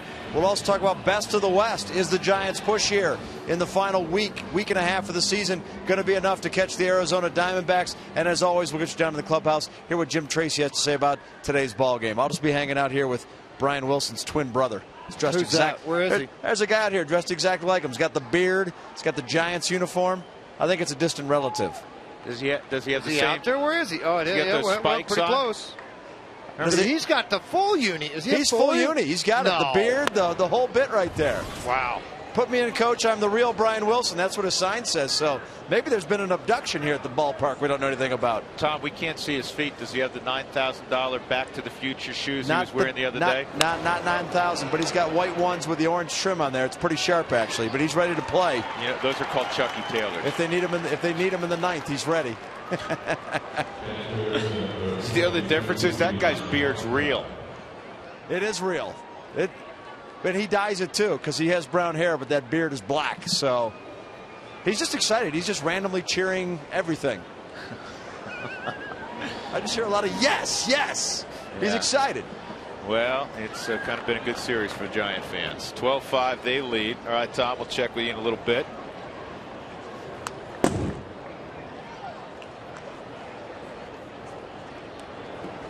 Josh Renicky throwing the 9th inning.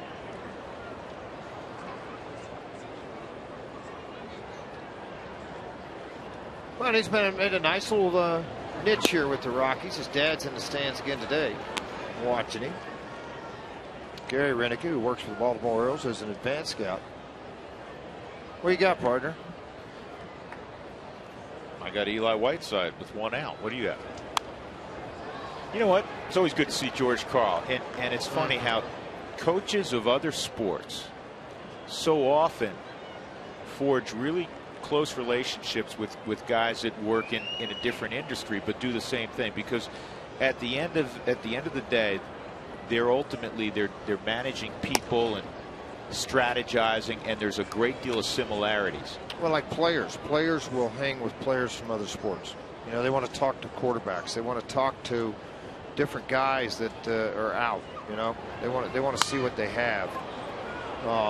You know, I liked the golfers. You know, Gary Hallberger, who lives here in town, was a friend of mine, caddied for him in the PGA, and you know, that was fun for me, and being around it all. I loved being around musicians. Willie Nelson, became friends with him in the mid-'80s when I was with the Yankees. But yeah, I mean, you like to be around other sports, the other celebrities, and visit and find out what their worlds are like. Because let me tell you what, you get inside the ropes in a PGA Tour event, and particularly like the PGA, it's huge.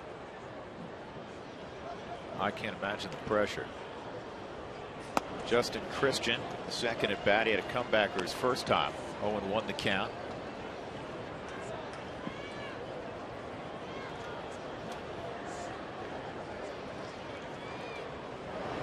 Yeah, but George Karl is a huge Rockies fan in particular. He's really become one, living here the last several years. He asked us a couple times off air. He said, "What happened?" What? Oh yeah, he's like all of us. Sure. Disappointed. He's fired up early on. Well, there's a couple of things you can do. You can lay around and beat yourself up about it. So what went wrong? What can you do to fix it? All those things. But you know what? Roll up your sleeves and fix it. Players, coaches, managers, ownership, front office. You just go try to fix it. You know, it's kind of like when scouts see 98 and the guy's pitching at 92, 93, and he's getting them out, but they've seen 98. It's kind of like the Rockies. You've seen the World Series. You've been into the playoffs. You understand what it takes to do that. Now go back and do it again, because you know what it does. You know how to do it. And ball 4. Christian draws a 2-out walk. That'll bring up Torres. Wells Fargo customers, get your 2-for-1 Rockies tickets today by going to wellsfargo.com/Rockies. Wells Fargo Bank, member FDIC. Torres 0 for 3 and a couple of walks.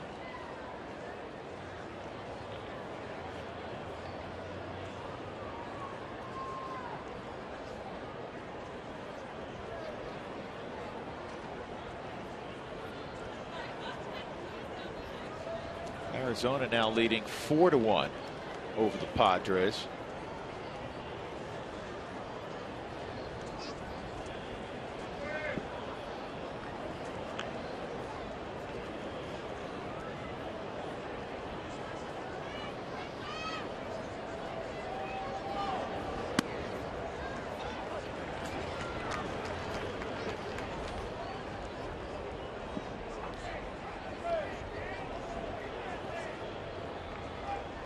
That ball game. They're in the 7th inning in Oakland. It's 1-0 Detroit on the Austin Jackson home run. That's the only hit that Detroit has. And Justin Verlander, he's allowed a whopping 2 hits so far in 6 innings of shutout baseball, pursuing his 24th win of the year. Here's the 0-2, and it's hit to third. Nice job by Kuzminoff. So we'll go to the bottom of the 9th inning. Rockies trailing 12-5.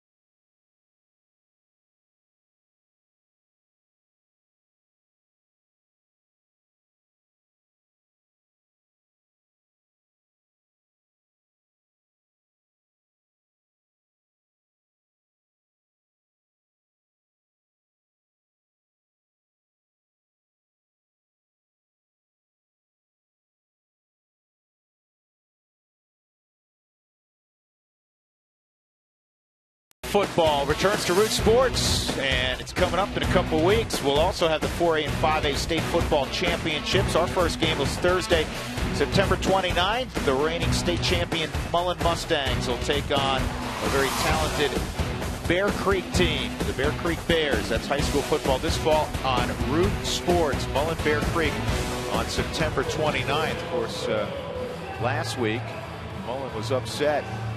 Lost to Grandview, and their 34-game winning streak in the state went away. Dave Logan's team bounced back this past week. Oh, there's a couple of them. I still want that hair guy to come by and get you, Drew. I think you'd look good looking like that. And I'll go first. You go second. You get it done. If you don't get it done, you're still going to get it done because I'll get a can of spray paint that won't ever go away. Now, let's take a look at Javi Lopez, what he's done this year. He's making his 67th appearance. He's done a very nice job for their bullpen. 2.84 earned run average, innings 50 and 2/3. So a lot of situational innings that he works them out. But one thing he has done too, he's worked a little bit out of the bullpen. Got a couple of saves for their ball club when Wilson has been down.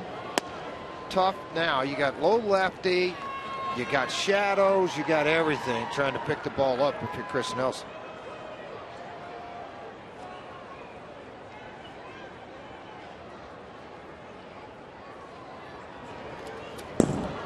That one goes all the way to the backstop, 1-1. Javi Lopez, who, as we all know, pitched for the Rockies a while back. He and his wife still make their off-season home in the Denver area, up toward Golden. University of Virginia product. We're talking about Tobacco Road with Coach George Carl last half inning.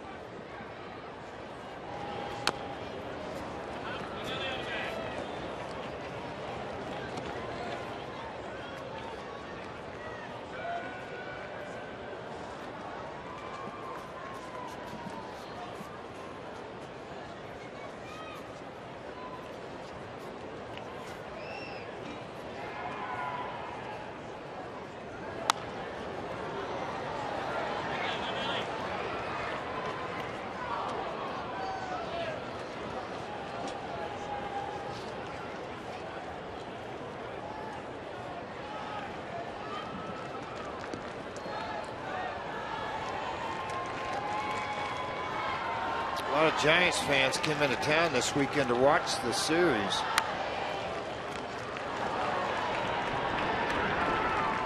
Here in Denver, beautiful time of the year to travel in. A lot of them staying at downtown areas, so a lot of Giants hats around downtown. Chris Nelson retired. I did as well. They travel well, and sometimes it's frustrating for Rockies fans, and that you definitely understand that. But in the case of the Giants, in the case of the Cubs, the Cardinals, Braves. Well, yeah, the Braves also. But you're talking about franchises that have been around forever. Pacheco bounces it to third. 2 outs. Jordan looks like his 7-game hitting streak is going to die here on a Sunday afternoon. Today's Delivery of the Game is brought to you by Jimmy John's, America's favorite sandwich delivery guy. Well, the same guy who delivered on Thursday the cycle got a triple in his first at bat, and then he got a solo home run in his second at bat. And you're thinking, oh my goodness, he could do it again. Well, he went large in his third at bat again. 3-run home run. That was the same inning, in fact. He ends up with a triple and 2 home runs today, 4 driven in for Kung Fu Panda Pablo Sandoval, or Jimmy John's Delivery of the Game. Here's Seth Smith, and he takes a strike.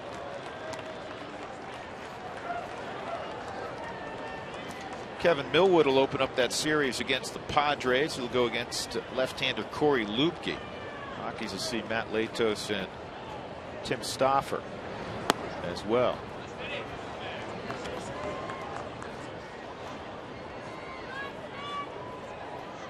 Not the same shift that we've seen with Seth Smith with the left-hander on the hill. Staying on the left side of the infield slightly is Brandon Crawford. And you know what? Had they had to shift on, Bruce Bochy saying we would be shaking hands right now. But instead, Seth Smith with a base hit, his second of the ball game. That'll bring up Kuzminov. Yep, sure enough, you got a breaking ball inner half, just floated, didn't get out over the outer half of that plate, drove it right out of a diving Fontenot up the middle for a base hit.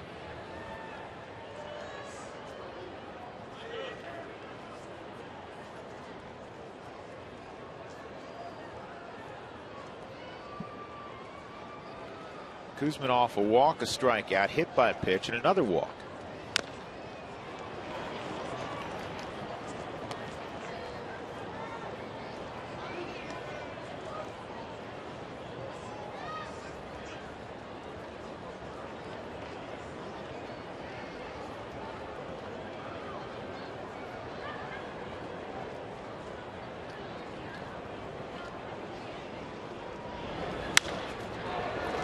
To short. Nice play by Crawford. That ends the ball game as they get the force out on Seth Smith. Well, Pablo Sandoval and the Giants sweep the Rockies in a 4-game set. Last time they did that, 2003 at AT&T Park. They've now won a season-best 8 games in a row. They hit 6 home runs in the process this afternoon. The final score, the Giants 12 and the Rockies 5. We invite you to stick around the Toyota postgame show from center field.